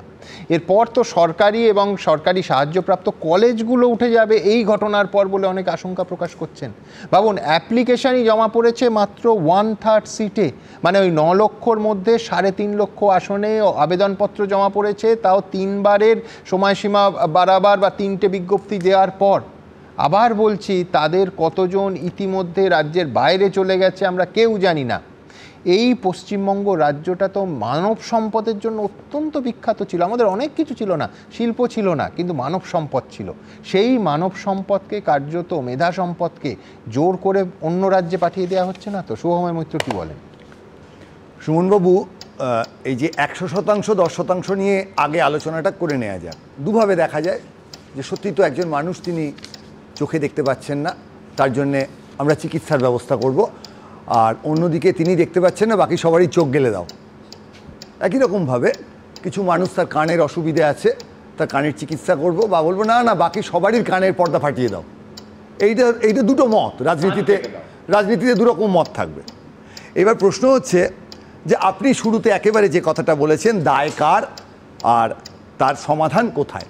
দায় কার? ভোট যার, যিনি ভোট পাচ্ছেন, প্রচুর ভোট পেয়েছেন, এবং যিনি আজকের দিনে অসম্ভব আত্মবিশ্বাসী যে পশ্চিমবঙ্গের যে 7.5 কোটি ভোটার, তার মধ্যে এই যারা জয়েন্ট এন্ট্রান্স পরীক্ষা দিয়েছিল তাদের বাবা মার, তাদের ঠাকুরদার এবং তাদের চেনাশোনা সব লোকের ভোট যোগ করলেও পশ্চিমবঙ্গে তারা 40-50টার বেশি আসন বড় জোর জোগাড় করতে পারেন। বাকি 250টা আসন যার ভোট সেই জিতবে। সুতরাং পশ্চিমবঙ্গে একেবারে যার দায় এটাও পরিষ্কার, এবং সেই দায় থেকে বেরোনোর কোনো কারণ নেই। রাজনৈতিক আলোচনায় বারবার যেটা হচ্ছে, তন্ময়বাবুর দিকে আঙুল দেখিয়ে তাকে অতি বাম বা এই ধরনের কথা বলা হচ্ছে, নীলবাতি, এগুলো একেবারে অযৌক্তিক। মূল বক্তব্য হচ্ছে তৃণমূল কংগ্রেসের দুটো অংশ বা অনেকগুলো অংশ। একটা অংশ হচ্ছে কিছু অতিবাম মানুষ, যখন joint entrance examination Trinamool Congress ক্ষমতা এলো, আমরা হাই হাই করে উঠেছিলাম, সর্বনাশ করেছে, এই তৃণমূল কংগ্রেস জয়েন্ট এন্ট্রান্স উঠে যাবে। কিন্তু তারপর থেকে একেবারে অতি বাম বেশ কিছু মানুষ, নাম করতে চাই না, তাদের মধ্যে আমার শিক্ষক আছেন, আমার বন্ধু আছেন, যারা এই জয়েন্ট এন্ট্রান্স বোর্ডে কাজ করেছেন প্রচণ্ড পরিশ্রম করে। তৃণমূল কংগ্রেসের একটা অন্য অংশও আছে যাদের রাজনীতির মধ্যে দিয়ে তারা রোজগার করেন, সেটা করতে হয়, সেটা আরেকটা ধরনের রাজনীতি। কিন্তু এই মানুষগুলো লড়াই করে আমাদের এই West Bengal joint entrance examination, যাতে দুর্দান্ত ভালো ছাত্র ভর্তি হয়েছেন, আমি খবর জানি আইআইটি ছেড়ে, এনআইটি ছেড়ে আমাদের এই রাজ্যে ভর্তি হয়েছেন, সেই জায়গাটায় এখন নিঃসন্দেহে তৃণমূল কংগ্রেসের যে অতিবাম অংশ, তারাও মনে করছেন যাদবপুর বিশ্ববিদ্যালয়কে ধ্বংস করো। কারণ এই যাদবপুর বিশ্ববিদ্যালয়, যার একটা মাথা উঁচু করে কথা বলার সুযোগ ছিল, তাদের একেবারে শেষ করে দাও, এইখানে ছাত্র ভর্তি বন্ধ করে দাও। যাদবপুর বিশ্ববিদ্যালয়ের মাস্টারমশাইরা তাও চেষ্টা করছেন, একটা যুক্তি খুঁজে বার করেছেন, আঙ্কিক যুক্তি, ছাত্র ভর্তি করেছেন, ক্লাস শুরু করেছেন। আজকের তৃণমূল কংগ্রেস যাদবপুর বিশ্ববিদ্যালয়কে ধ্বংস করতে চায়। সঙ্গে সঙ্গে উত্তর আসবে বিজেপিও ধ্বংস করতে চায়, বিজেপি শিক্ষায় টাকা দেয় না। এক একটা করে প্রবলেমকে ধরে তার উত্তর করতে হবে। বিজেপি কি করতে চায় সেই আলোচনা করতে গিয়ে আজকে তৃণমূল কংগ্রেস পশ্চিমবঙ্গের সমস্ত কলেজে ভর্তির 12টা বাজিয়ে দিতে চায়। এই জায়গাটাকে যদি আমরা কোনোভাবে এড়িয়ে যাই, তাহলে রাজনীতিতে চোখ বন্ধ করে থাকা হবে। এর জন্য যদি আমায় কেউ মনে করেন আমি বিজেপির তীব্র সমর্থক, আমার কোনো অসুবিধে নেই। একবার সজল আমায় প্যাসিভ সিপিএম বলেছেন, আজকে তন্ময়বাবু প্যাসিভ বিজেপি বলবেন, কোনো অসুবিধে নেই। হ্যাঁ, কিন্তু আমি বলছি সৌম্যদা একটা জিনিস বুঝিয়ে দিন, সেটা হচ্ছে যে শুধু যাদবপুর বিশ্ববিদ্যালয় নয়। হ্যাঁ, আমি আসছি। যাদবপুর বিশ্ববিদ্যালয় হচ্ছে একদম গোটা রাজ্যের একাধিক স্তরে ওবিসির জন্য আটকে আছে। বাকি কলেজগুলো ভাবুন, এত কলেজ পশ্চিমবঙ্গে, প্রায় 9,65,000 আসন। এই আসনগুলোয় কি কেউ পড়তে যাচ্ছে? যদি খবর নেন দেখবেন ক্রমাগত কমছে। এর মানে কি? মানে হচ্ছে পাড়ার একটি ছেলে যে কিছুদিন আগে পর্যন্ত দেখতো তার বাড়ির পাশের একজন, সে রাত জেগে, যার বাড়িতে খুব কষ্ট করে পড়াশোনা করতে হয়েছে, মাস্টার পায়নি, সে ওয়েস্ট বেঙ্গল জয়েন্ট পেয়েছে এবং কোনো একটা সিভিল, মেকানিক্যাল, ইলেকট্রিক্যাল, ইলেকট্রনিক্সে পড়াশোনা করে পরবর্তীকালে একটা চাকরি পেয়েছে। তাকে তৃণমূল কংগ্রেস রিপ্লেস করেছে পাড়ার ওই নেতাটাকে দিয়ে, যে তৃণমূল কংগ্রেসের সাহায্য নিয়ে বিভিন্নভাবে রোজগার করছে, বিদেশে ঘুরে বেড়াচ্ছে, ছবি দিচ্ছে, গলায় মোটা সোনার চেন পড়ছে। নিম্নবিত্ত মানুষ মনে করছে তাহলে কেন রাত জেগে দিনের পর দিন অঙ্ক করব? কেন দত্তপাল চৌধুরীর অঙ্কটা না পারলে সারা রাত জেগে পরের দিন সকালবেলা কি করে চোখে মুখে জল দিয়ে আবার লড়াইটা শুরু করব? কারণ আমায় তো এরা পড়ে বড় হতে দেবে না। তার থেকে অনেক সহজ, আমি যদি তৃণমূল কংগ্রেসের পাড়ার নেতা হতে পারি, আমার যদি সেই শক্তি থাকে, আমি তৃণমূল কংগ্রেসের পাড়ার নেতা হয়ে বড় লোক হব। এবং এই জিনিসটাকে তৃণমূল কংগ্রেসের যে অতি শিক্ষিত, অত্যন্ত দায়িত্ববান এবং যাদের সত্যি তারা তৃণমূল কংগ্রেস থেকে বিভিন্ন সুবিধে নেন না, সেই ধরনের অতিবাম নেতৃত্ব, তারা চোখে ঠুলি এঁটে বসে আছেন। সেটা একা তন্ময়বাবু নন, এরকম অন্তত 1000 মানুষকে আমরা চিনি যারা এটায় যন্ত্রণা পাচ্ছেন, প্রচণ্ড যন্ত্রণা পাচ্ছেন, কিন্তু তৃণমূল কংগ্রেসের মধ্যে গিয়ে এই কথাটা বলতে পারছেন না। একদম। আমি দেবনারায়ণ সরকারের কাছে আসবো। দেবনারায়ণ দা, এই জন্য, কারণ যাদবপুর বিশ্ববিদ্যালয়ের এত কথা হলো, প্রেসিডেন্সি বিশ্ববিদ্যালয়ের কথা তো বলতেই হবে। প্রেসিডেন্সি বিশ্ববিদ্যালয়ে অর্থনীতির অধ্যাপক ছিলেন দেবনারায়ণ দা। উনি নিশ্চয়ই এর আগের জানেন, নয়তো এর আগের প্রতিবেদনে দেখে জেনেছেন যে ইদানিং প্রেসিডেন্সি বিশ্ববিদ্যালয়ে গ্র্যাজুয়েশন লেভেলের অ্যাডমিশন টেস্ট নেওয়া হতো জয়েন্ট এন্ট্রান্স, এই ওয়েস্ট বেঙ্গল জয়েন্ট এন্ট্রান্স বোর্ডের মাধ্যমে। তো জয়েন্ট এন্ট্রান্স বোর্ড সেই ফলাফলটা বের করছে না। এবার গোটা আন্ডার গ্র্যাজুয়েট সেকশনটা ফাঁকা পড়ে আছে। তাদের এই ভয়ঙ্কর তিক্ত অভিজ্ঞতা থেকে পরের বছর দেবনারায়ণ দা কী হতে পারে জানেন? একেবারে প্রেসিডেন্সি বিশ্ববিদ্যালয়ে দেখলেন প্রতিবেদনে তারা ভাবনা চিন্তা শুরু করেছেন যে এই অকারণ অনিশ্চয়তা থেকে মুক্তি পেতে সামনের বছর থেকে প্রেসিডেন্সি বিশ্ববিদ্যালয় আগের মতো, মানে আমরা যখন ছাত্র ছিলাম তখনকার মতো একেবারে নিজেরাই, সেই সময় প্রেসিডেন্সি নিজেরাই পরীক্ষা নিত। আপনি মানবেন দেবনারায়ণ দা যে সরকার চাইলে অনায়াসে এই জটিলতা থেকে ছাত্র ভর্তি, একেবারে জটিলতাকে এড়িয়ে ওই 10% ফাঁকা রেখে যাদবপুর বিশ্ববিদ্যালয় বা অন্যান্য প্রাইভেট বিশ্ববিদ্যালয়ের ফর্মুলায় একেবারে ছাত্র ভর্তি শুরু করা যেত। কেন হলো না এই প্রশ্ন একবার নয়, এই 3 মাস পরে তো বারবার উঠবে। দেখুন সুমনবাবু, সুকান্ত প্রথম বার্ষিকী একটা কবিতায় লিখেছিলেন, স্বার্থের প্রাচীর তলে আমাদের সমাধি রচনা, অযথা বিভেদ সৃষ্টিহীন প্ররোচনা। সবাই স্বার্থ দেখে। শেক্সপিয়র এক জায়গায় লিখছেন, when we make selfish decision we destroy those left in the wake of disaster. যখন আমরা স্বার্থপর সিদ্ধান্ত নিই তখন মানে দুর্যোগের প্রাক্কালে অনেককে আমরা ধ্বংস করে ফেলি। আজকে কেন সমস্যাটা সরকার করছে? সরকার এই কারণে করছে যে 76% সরকার স্বার্থপর হতে পারে না, শাসক দল হতে পারে, সবাই স্বার্থপর। আমি সবাই সরকার দেখে কি, আমার যদি বেশি লোক যদি নিতে পারি, সবাইকে যদি নিতে পারি, তাহলে আমার ইয়ে হয়। এই যে 70, এটা তো ইনক্লুশন হচ্ছে না। 76টা যে সম্প্রদায়কে বাদ দেওয়া হচ্ছে, মানে 7% আর 17%। এই যে 76টা সম্প্রদায়, যে একটু আগেই শুভেন্দু বললো যে ওই মুসলমানদের নেওয়া যাবে না, ওরা হলে এটা চলবে না, কিন্তু ব্যাপারটা কিন্তু ওই 76টা সম্প্রদায় মানে 10%। আসলে এই 10% কিন্তু প্রান্তিক, অস্বীকার করে লাভ নেই। এরা হয়তো ভর্তি হতে পারে না, এটা তো আমি বলছি তো কোর্টে ডিসাইড করছে, বাকিটা তো করা যায়। এরাই সুযোগটা না পায়, আমি যেটা বলছি, এরা এত ভালো ছাত্র সবাই নয়, এরা অনেকে না পাবেই না।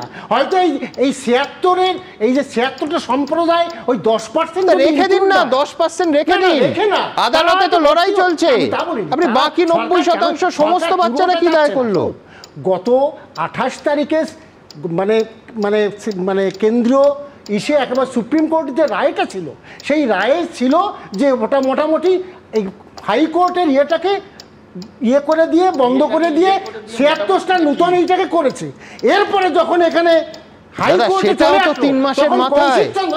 ভেবেছিল সরকার, ভেবেছিল এইবারে হয়তো আমরা নিতে পারবো, সেই অজুহাতে ব্রাত্য বসু নতুন করে এই জায়গাটা সরকার ভাবছে আরো 3 মাস পরে সলভ হবে। আমি যেটা বিশ্বাস করি 3 মাস সরকার এখন বুঝছে আর দেরি করা যাবে না। যদি তাতেও তো 3.5 লাখ 4 লাখে পৌঁছলো না, সুপ্রিম কোর্ট 9 লাখের মধ্যে 3.5 লাখ। কি বলছি, সুপ্রিম কোর্টের জন্যই গত 28 তারিখে রায়ের পরে এই সরকার ভেবেছিল এইবার মনে হয় সমস্যাটা গেল, কিন্তু ততদিন অপেক্ষাটাই বা হলো কেন? প্রশ্ন তো সেইখানে বেসিকে। না 76টা সম্প্রদায় যারা সত্যি প্রান্তিক তারা ওই সুযোগটা পাবেই না। না কেন পাবে না? তারা যদি এই 10% না আসে, তারা এমন মার্ক কম হয়তো ভর্তি হতে পারবে না, কারণ এটা তাদের ভবিষ্যৎ। হয়তো তাতে দেখা যাচ্ছে হয়তো 1 লক্ষ ছেলে পেলে ভর্তি হতে পারবে না। সেই আশঙ্কা আপনি সরিয়ে রাখছেন তাদের জন্য। কি মুশকিল ভাববে, শুনুন আপনি অত ভাববেন না। সরকার এখনই 10-15 দিন মধ্যে এমন একটা কিছু ভাববে, এদের 3 মাস হয়েছে, 3 মাস বসে তারপরে আরো 10-15 দিন ভাববে, খুব যাবে না। এখন সুপ্রিম কোর্টে সরকার আবার যাচ্ছে, তাড়াতাড়ি যদি এই সুযোগটাকে আবার করা যায়, ওই 76 সম্প্রদায়কে ইনক্লুড করা যায়, অত নিরাশ হওয়ার কারণ নেই। ওই যে একটু আগে অধ্যাপক অরিন্দম শীলকে বোঝাতে পারবেন, কাল সকালের ফ্লাইটে ভদ্রলোক ছেলেকে নিয়ে ভর্তি করাতে যাচ্ছেন কর্ণাটকে, তাকে বলুন না যে অত হতাশ হওয়ার কারণ নেই, এখানেই ফেলে রাখুন। সরকার নিশ্চয়ই তাড়াতাড়ি চেষ্টা করবে। মানে আশায় শুধু চাষা বাঁচেন না, অধ্যাপকও বাঁচেন। আমি কয়েকটা টেকনিক্যাল বিষয় বলতে চাই। কোনো অবস্থায় কোনোদিনই এই রিজার্ভেশনের সংক্রান্ত ভর্তি আটকানোর ব্যাপার ছিল না, আদালত কোনোদিন বারণ করেনি। এটা কেবলমাত্র পলিটিক্যাল কারণে তৈরি করা হয়েছে। দুটো বিষয় আমি বলি। এই যে ওবিসি বলছি, আমার টোটাল আসন 9 লক্ষর উপরে, আর আমি আবেদন করেছি 3.5 লক্ষ। আমি যে কোনো ক্যাটাগরি, জেনারেল ক্যাটাগরির মধ্যে দিয়েও ঢুকতে পারতো। আমি কার্যত কি করছি, ভোটের রাজনীতির জন্য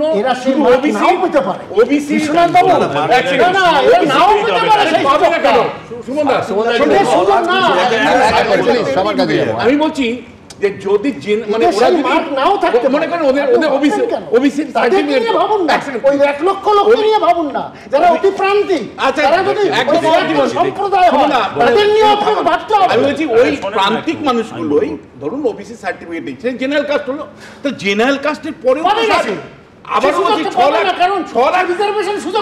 লাখ আসন শূন্য আছে, আসনই পূরণ করতে পারি না।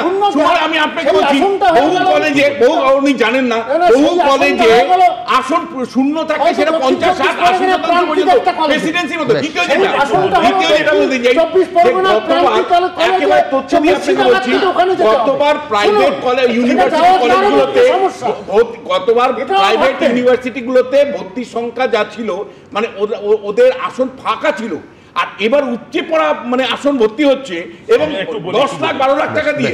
আমি আমার কথা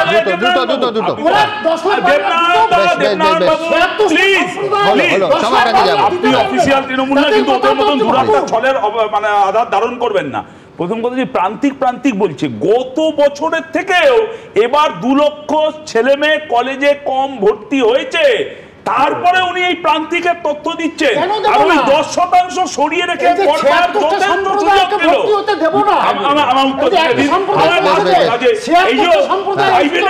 কথা বলছিল বামফ্রন্ট সরকার আমলে, একটা সরকারি বিশ্ববিদ্যালয় কলেজ বন্ধ করে কোথাও প্রাইভেটাইজেশন হয়েছে।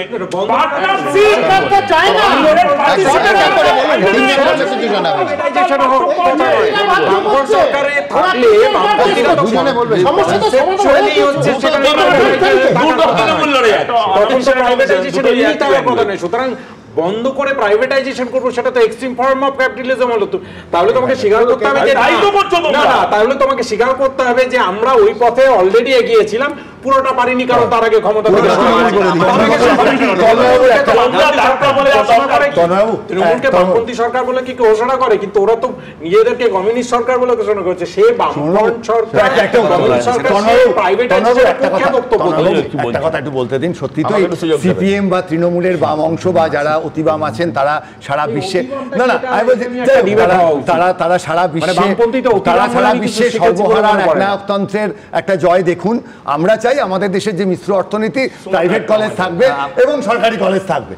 প্রশ্ন হচ্ছে, দেখুন আপনি আর দেবনানন্দ যখন কথা বলছেন, আমরা সাধারণ মানুষ চাইছি আপনার মাধ্যমে তৃণমূলের কাছে কথাটা পৌঁছে দিতে যে দাদা হেভি গোলমাল করছেন, আপনারাই ক্ষমতায় থাকবেন, দয়া করে আমাদের বাঁচান। দেবনারায়ণ দা সেই জায়গাটাও গুলিয়ে দিয়ে আপনার সঙ্গে তর্ক করছেন। তার মানে তৃণমূল কংগ্রেসের দুটো রূপ, একটা রূপ যাদের কাছে আমরা যাওয়ার চেষ্টা,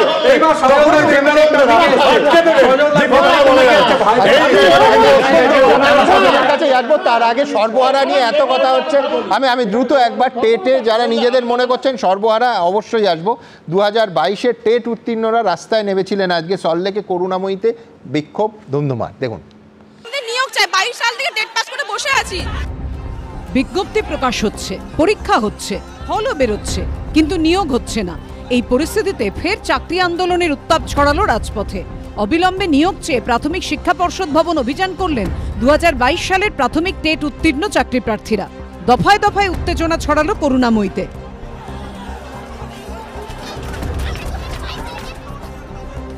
আমরা 2017 সালে অ্যাপ্লিকেশন করেছিলাম, তারপরে দীর্ঘ 7 বছর পরে 2022-এ টেট হয়েছে, এখনো পর্যন্ত নোটিফিকেশন পাইনি। মুখ্যমন্ত্রীর ঘোষণা ছিল যে কেউ টেট পাস বসে থাকবে না, কিন্তু গত 3 বছরে আমাদের নিয়ে পদক্ষেপ নেওয়া হয়নি। তথ্য বলছে তৃণমূল সরকারের আমলে 5 বার প্রাইমারি টেট হয়েছে। 2012 সালে যে টেট হয়েছে তাতে 17,000-এর মতো নিয়োগ হলেও দুর্নীতির অভিযোগে সেই মামলা আদালতে বিচারাধীন।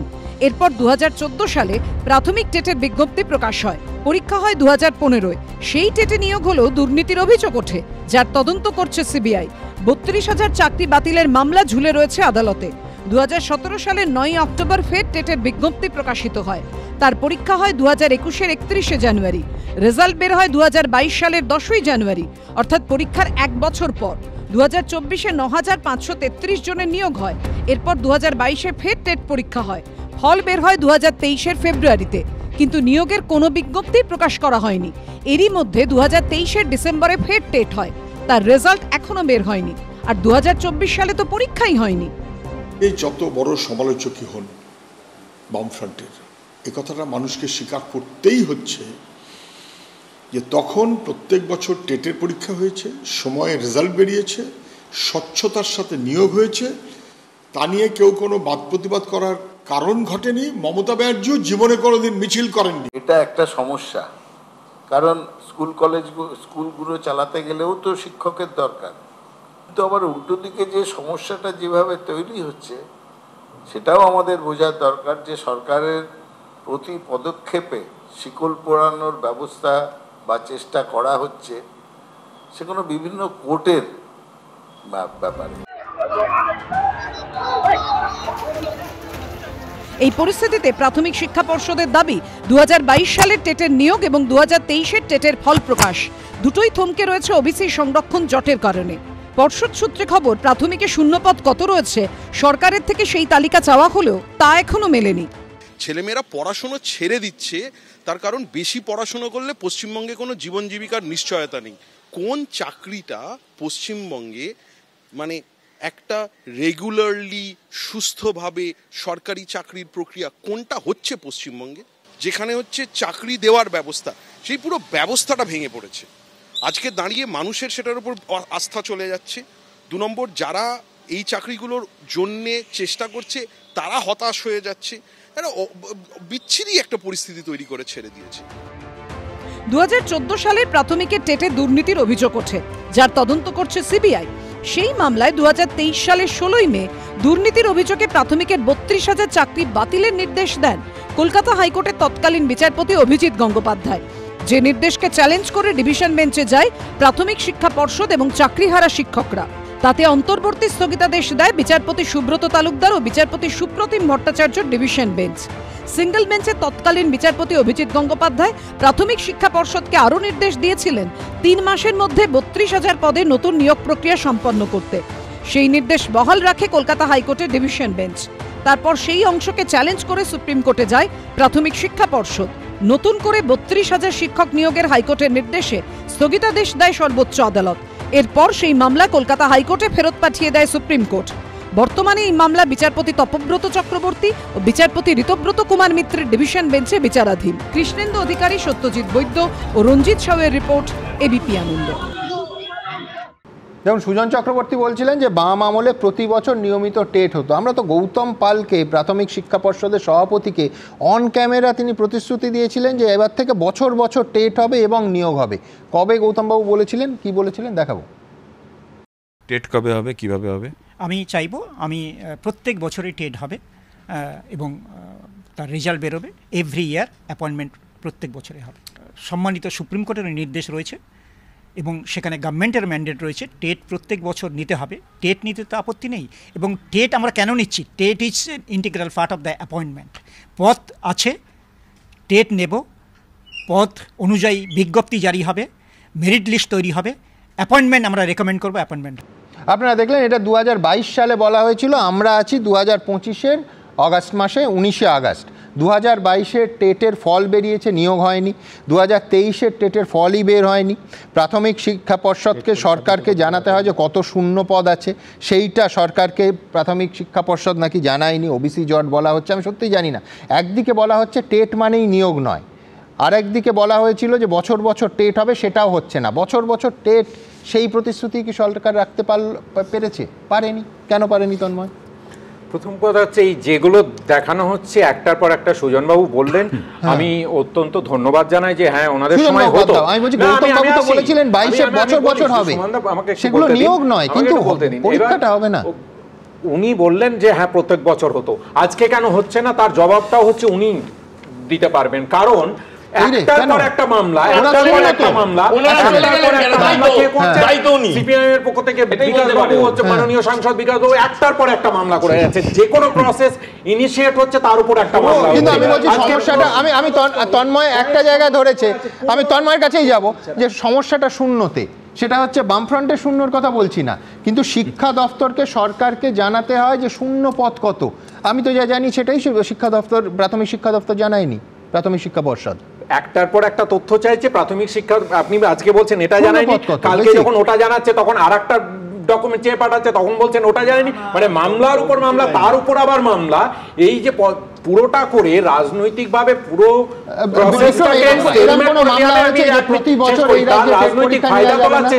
এরকম কোনো মামলা হয়নি। প্রথমত এনসিটির গাইডলাইন আছে প্রত্যেক বছর টেট পরীক্ষা নিতে হবে এবং আমাদের পশ্চিমবাংলাতে রিক্রুটমেন্ট করা উচিত ছিল, প্রচুর ভ্যাকেন্সি বাকি আছে।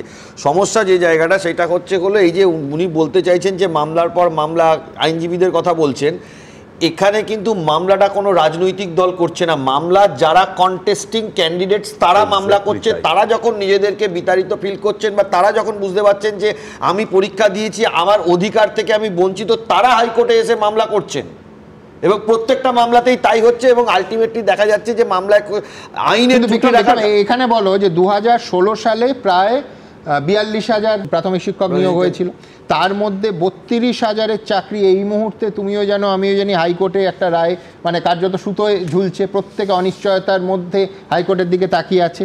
আবার সেই চাল আর কাঁকড়ের কথা মাঝে মাঝে আর্গুমেন্টে উঠছে, তো কি মানে আবার আরেকটা 26,000-এর ট্র্যাজেডি দেখেছি, আবার 32,000-এর ট্র্যাজেডি দেখতে হবে না? দেখুন, প্রাইমারিতে রিক্রুটমেন্টে দুর্নীতি হয়েছে। আপনি কি যদি অভিযোগের ভিত্তিতে হিসাব করেন 2012 সাল থেকে আর 22 সাল পর্যন্ত যতগুলো আপনারা টেট পরীক্ষা দেখাচ্ছেন, 12, 14, 17, 22 আর 23-এর নোটিফিকেশান হয়েছে, 12 থেকে 22 পর্যন্ত প্রত্যেকটাতে প্রশ্ন ভুলের অভিযোগ ছিল এবং হাইকোর্টে প্রমাণিত এবং প্রমাণ করার পর হাইকোর্ট ডাইরেকশন আপনি আগে থেকে ভার্ডিক্ট দিয়ে দিচ্ছেন। হাইকোর্টে হয়েছে, আরে চাকরি আরে অদ্ভুত কথা, এটা হয়েছে, এটা ম্যাটার অফ রেকর্ড, এটা আমার কথা না, এটা আমার কথা না। 12তে প্রশ্ন ভুল, 14তে প্রশ্ন ভুল, 17তে প্রশ্ন ভুল, এটা রানিং মামলা চলছে, এটা ম্যাটার অফ রেকর্ড, এটা কোনো ভুল কথা না, এটা আমার কথা না, ম্যাটার অফ রেকর্ড হয়েছে এই ঘটনা। আমি একটা কথা বলি, আপনি একটা শো করেন যুক্তি তর্ক, তো এখানে আসার সময় প্রত্যেক দিনই ভাবি যে যুক্তি দিয়ে তো তর্ক করতে হবে, কিন্তু এখানে এসে সব যুক্তি তর্ক এদের সামনে বসে হারিয়ে যায়। আমি দেখুন, আমার বাঁদিকে যিনি বসে আছেন তিনি যাদবপুরের প্রাক্তনী, আর ওই দিকে যিনি বসে আছেন তিনি সেন্ট জেভিয়ার্সের প্রাক্তন অধ্যাপক, প্রেসিডেন্সির প্রাক্তন অধ্যাপক, দুটোই আমাদের মতো মিডিয়াকার স্টুডেন্টের স্বপ্নের জায়গা। দেখো, তারা যখন এই ভাষায় কথা বলে তখন আমার একটা প্রশ্ন করতে ইচ্ছা করে যে এই রাজ্যে এই ধরুন এখান সামনে তৃণমূল পার্টি অফিস, ওর ভেতরেও কোনো যন্তর মন্তর ঘর আছে কিনা, তা নাহলে কোনো মানুষ এই ধরনের মানে যুক্তিতর্কের বাইরে গিয়ে কথা বলতে পারে না। আমি একটা কথা, ওই টেটের কথা বলছেন না, আমি আপনাকে বলছি টেট পরীক্ষা হয়েছে, রেজাল্ট বেরিয়েছে, চাকরি পাইনি অথবা চাকরি হয়নি, রেজাল্টও বেরোয়নি, আমি বলছি এদের থেকে 250 টাকা করে সম্ভবত ফিস নেওয়া হয়েছে।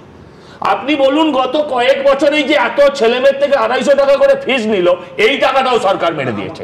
এদের চাকরি দেওয়া তো দূরের কথা, টেটটা কিসের পরীক্ষা? এটা তো চাকরিরই পরীক্ষা, সেই চাকরির পরীক্ষায় চাকরি হবে না, পরীক্ষা হবে, তাহলে আমি পরীক্ষাটা দেবো কেন? যখন এই একই জিনিস ত্রিপুরাতে ঘটেছিল তখন তো আপনাদের সরকার ছিল, আমার কথা তখন এখনো আছে, আপনারা কোনটা হয়েছিল, কোনটা আমাদের সময় ঘটেছিল, যাদের চাকরি কোনটা আমাদের সময় ঘটেনি? প্রথম কথা হচ্ছে আমাদের সময় ঘটেনি, আমাদের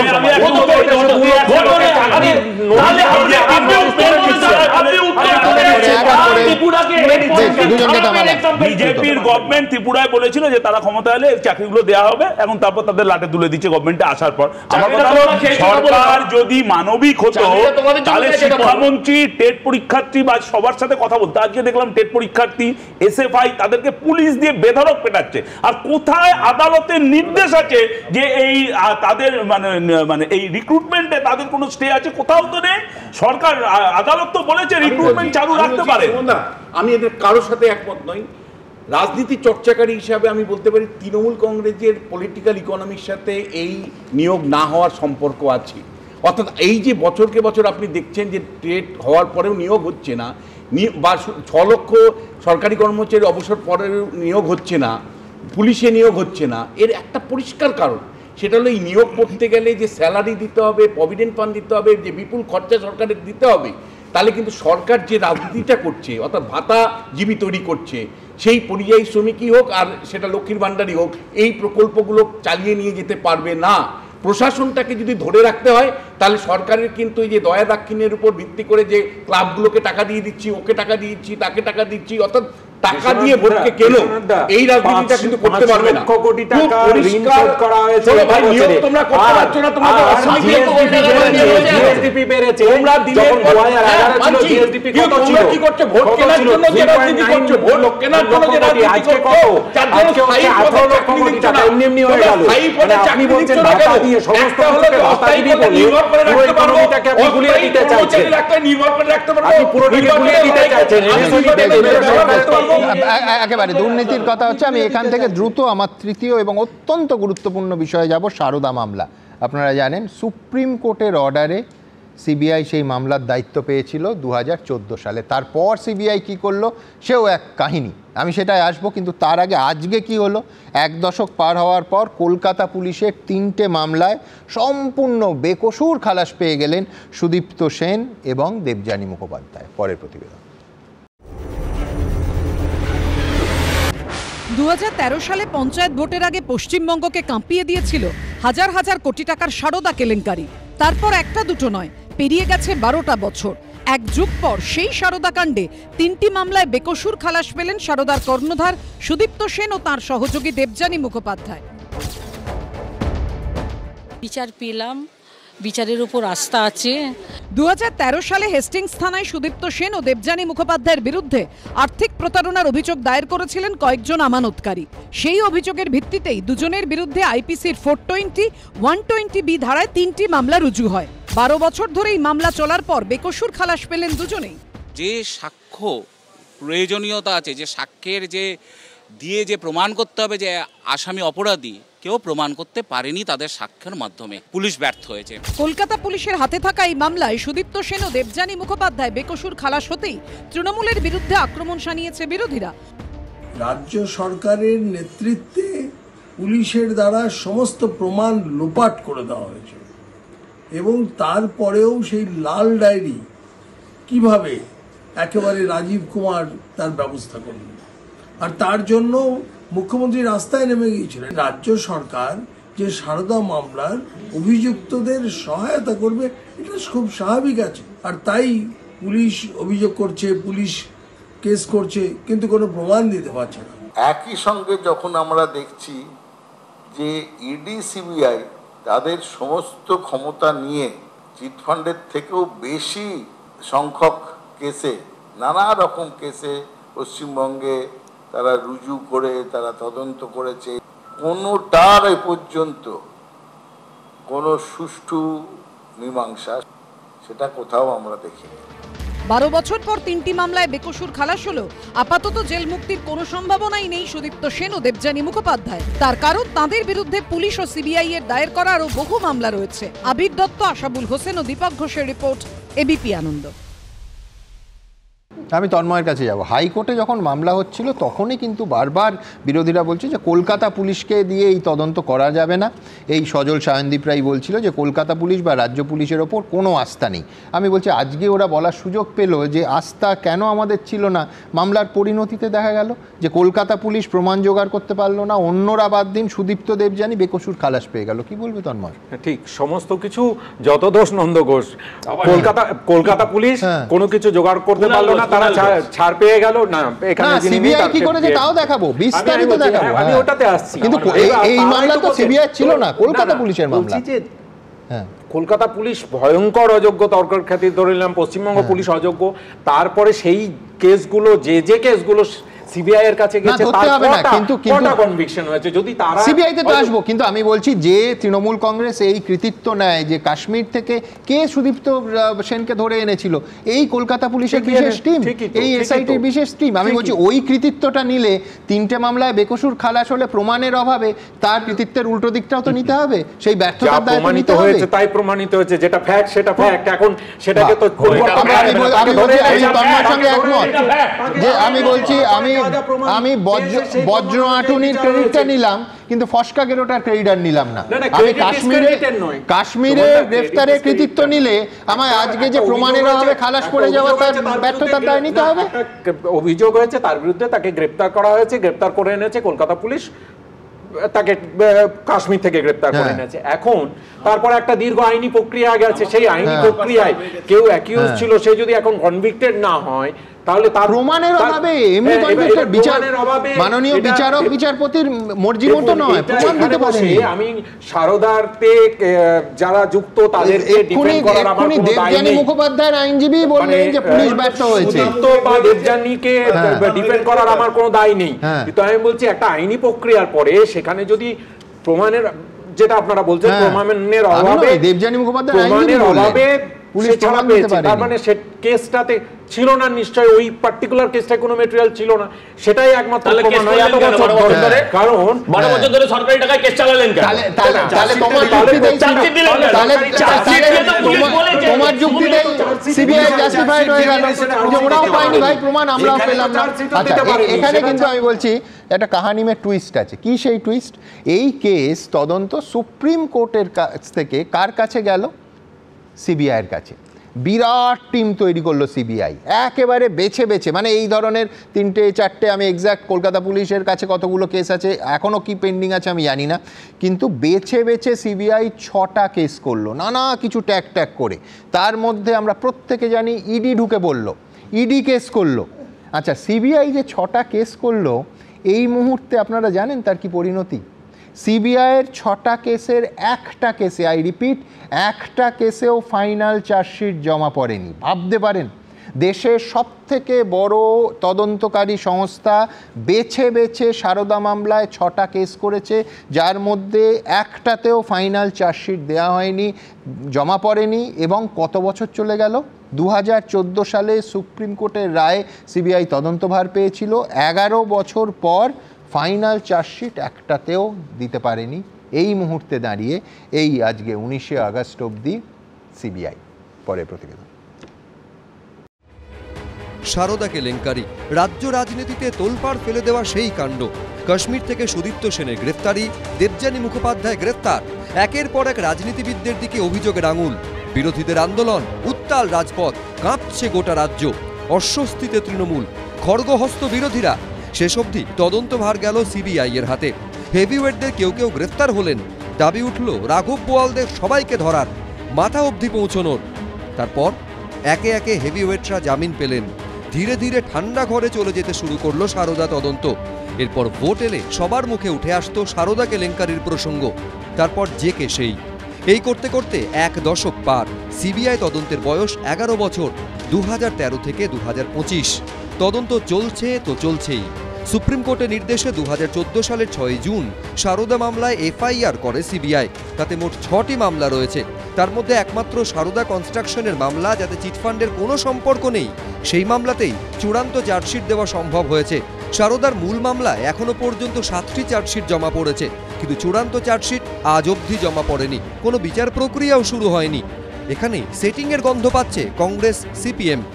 পশ্চিমবঙ্গের তৃণমূল আর দিল্লির বিজেপি আর তৃণমূল হচ্ছে আরএসএস এর উভয়ই দুজনের ট্রাস্টেড পার্টনার।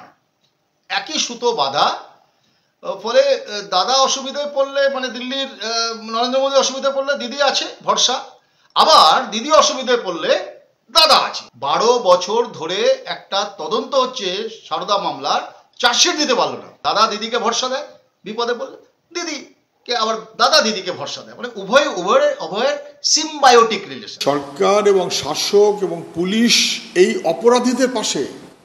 অপরাধীরা শাস্তি পেল না, লুটের টাকা উদ্ধার হলো না, ডেলোর মিটিংয়ে অনেক স্বপ্ন হলো, আজকে জামিন পেয়ে গেল। রাজ্যের, দেশের প্রশাসন, পুলিশ তার অপদার্থতা স্পষ্ট হয়ে গেল। যদিও সেটিংয়ের অভিযোগ উড়িয়ে দিয়েছে বিজেপি, তৃণমূল দুই দলই। সিবিআই কোন মামলার আলটিমেটলি ফাইনাল চার্জশিট দেয় বলুন তো? সাকসেস রেট কত সেই সেন্ট্রাল এজেন্সির? 2% সাকসেস রেট নেই যাদের, তাদেরকে হাতি ঘোড়া মাথার উপর বসিয়ে রাখা হচ্ছে। সিবিআই, সিপিএম এখন বলছে তৃণমূল আর বিজেপি সিটিং। যখন সিপিএম এর রাজত্ব ছিল তখন রবীন্দ্রনাথের নোবেল চুরি গিয়েছিল। আজকে 19 বছর 20 বছর হয়ে গেছে, সিবিআই সে রবীন্দ্রনাথের নোবেল উদ্ধার করতে পারেনি। আজকে তাহলে সেদিনকে কি সিপিএম এর সাথে বিজেপির যোগসাজশ চলছিল না? কংগ্রেসের সরকার ছিল তখন, কংগ্রেসের সাথে সিপিএম এর যোগসাজশ ছিল বলে নোবেল পুরস্কার চুরি গেছিল। এই জন্যই অর্বাচীন সিপিএম আজকে রাজ্যে শূন্য হয়ে গিয়েছে। সিপিএম বরাবর এই সমস্ত আবোল তাবোল কথা বলে আসছে। আসলে চিট ফান্ডের যে আদি শুরু করা, সেটা তো মানে সিপিএমই সেটাতে একেবারে সিদ্ধহস্ত ছিল, সেই সঞ্চয়িতা থেকে শুরু করে। পলিটিক্যাল ন্যারেটিভ তৈরির জন্য ওই তৃণমূল বিজেপি এই যে ন্যারেটিভ তৈরি করার চেষ্টা করছে, কিন্তু মানুষ বুঝে গেছে আসলে সিপিএমই তৃণমূল কংগ্রেসকে বিভিন্ন সময় সহায়তা করছে। 2013 সাল থেকে সারদা কেলেঙ্কারি তদন্ত করছে ইডি। সেই মামলা যখন শুরু হয় তখন তার কেস নম্বর ছিল ML01/13। বর্তমানে ওই কেস নম্বর বদলে হয়েছে ML12/24। প্রথমে মামলাটি ছিল ব্যাংশাল কোর্টে, সিবিআই এর 3 নম্বর স্পেশাল কোর্টে। পরে সেটা সিবিআই এর 2 নম্বর স্পেশাল কোর্টে গেছে, কিন্তু কেস নাম্বার ও কোর্ট বদলে গেলেও এখনো পর্যন্ত চার্জ গঠন হয়নি। এই পরিস্থিতিতে প্রশ্ন একটাই, শেষ অবধি কি হবে? সারদার কোটি কোটি টাকা যে হেভিওয়েটদের পেটে গেছে, তাদের কি কোনোদিন শাস্তি দেওয়াতে পারবে সিবিআই, নাকি রাজনৈতিক সমীকরণের খেলায় সব চাপা পড়ে যাবে? প্রকাশ সিনহা, সত্যজিৎ বৈদ্য, আশাবুল হোসেন, এবিপি আনন্দ। আমি ভাবছিলাম অসংখ্য প্রতারিতরা আজকে তাদের মনের অবস্থা কি? কলকাতা পুলিশের কেসে খালাস পেয়ে যাচ্ছেন, সিবিআই এখনো পর্যন্ত ফাইনাল চার্জশিট দিল না। সন্দীপ, আমি বলছি সিপিআইএম আবল তাবল বকে, বিজেপি সেটিং করে আর তৃণমূল কংগ্রেস চুরি করে। এটাই পশ্চিমবাংলার মানুষ এর অভিজ্ঞতা। আপনারাই তো সারদা চিটফান্ডের জন্য কমিশন করেছিলেন, টাকা দেওয়ার কথা বলেছিলেন। এই যে কলেজে ভর্তির জন্য ইঞ্জিনিয়ারিং প্রাইভেট কলেজে মালিকরা যখন টাকা দিচ্ছে, তখন এরা সুদীপ্ত সেনাই টাকা দিত। কুণাল ঘোষের ভিডিওগুলো চালানো হোক, আর কুণাল ঘোষের ভিডিওগুলো চালানো হোক। আপনাদের আমি আপনাকে বলছি, আমি তোমাকে একটা প্রশ্নের উত্তর দিয়ে দেবে খালি, শুভেন্দু অধিকারীর নামটা কি সিবিআই এর যে এফআইআর ছিল বলে চার্জশিট জমা পড়লো না পর্যন্ত? সুজন চক্রবর্তী, না ওটা নারদা, এটা সারদা ভুলে ফেলেছে। সারদাতেও নাম আছে, আমি বলছি সারদাতেও নাম আছে শুভেন্দু অধিকারী। আচ্ছা, সুজনদারও নাম আছে, অদিত চৌধুরীর নাম আছে, ওগুলো নিয়ে আজকে আলোচনা করছি না। হ্যাঁ, ও বলে ও চিঠি লিখে বলে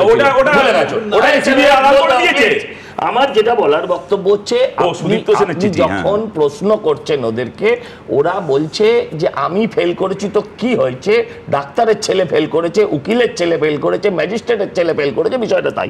আমি বলছি 250-র ওপর আমি উত্তর দিইনি। আলটিমেটলি কিন্তু মেইন 6টা কেস সিবিআই এর হাতে, বলছি সেগুলো ফাইনাল চার্জশিট আছে। 250টা টোটাল কেস আসছে পশ্চিমবঙ্গে, এটা আমার নয়, গুগল যা আমাকে জানালো। হ্যাঁ, এখানে কেউ বলতে পারবে বলে মনে হয়। তার মধ্যে 214টা মতন কেসে অলরেডি তারা জামিনে আছে। হ্যাঁ, এবং 3টে মামলায় আজকে ওরা সম্পূর্ণ বেকসুর খালাস হয়ে গেল। কিসের জন্য খালাস হলো? খালাস হলো কোনো তথ্য প্রমাণ পুলিশ দিতে পারেনি। এই তথ্য প্রমাণ যখন সিবিআই পায়, দেখুন আমার সিবিআই এর আমি মুখপাত্র নয়, তাকে এতটুকু বাঁচানোর আমার দায়বদ্ধতা নেই, বাস্তবটা আসতে হবে যে এই সিবিআই বা ইডি যখন পায়, তার আগে তথ্য প্রমাণগুলো রাজীব কুমার সরিয়ে নিয়ে যায়। একই কথা বলছি,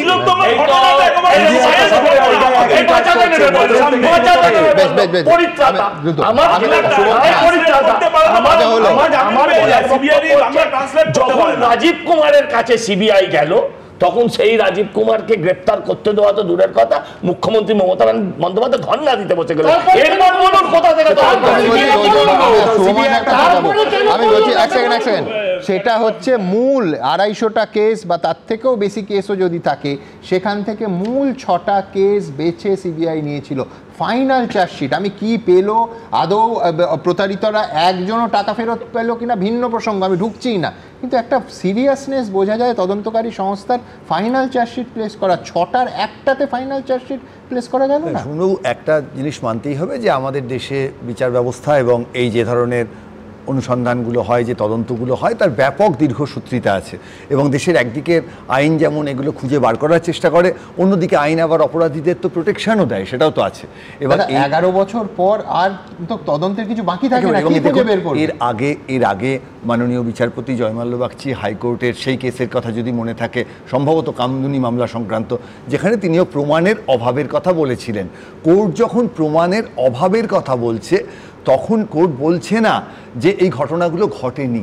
আরজি করের যিনি মারা গেছেন, তিনি সত্যি মারা গেছেন, ঘটনাটা কিন্তু ঘটেছে। এরপর কেউ ধরা পড়লো না, সবাই ছাড়া পেয়ে গেল। একটাই শুধু প্রশ্ন, সেটা হচ্ছে কেন্দ্র এবং রাজ্য দুটো আমাদের দেশের সরকার, তাদের মধ্যে যোগাযোগের ভিত্তিতে আমরা তো যারা সাধারণ মানুষজন, আমরা তো বিশ্বাস করি দেশের সরকার আছে। এই ঘটনাগুলো কিন্তু বারবার আমাদের সেই বিশ্বাসটায়, সেই বোধটায় আঘাত করে যে এর সমাধান কি কোনোদিনই হবে না?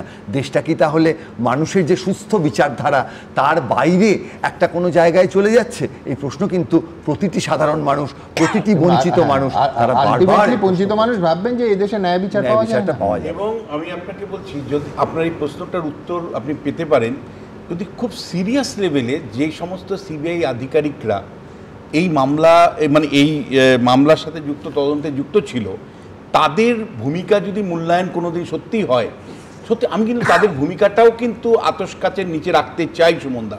এ রাজ্যে যেভাবে মানে করাপশন ছেয়ে গেছে, সেখানে তদন্তটা করাপশনের মধ্যে ঢুকে যায়নি তো।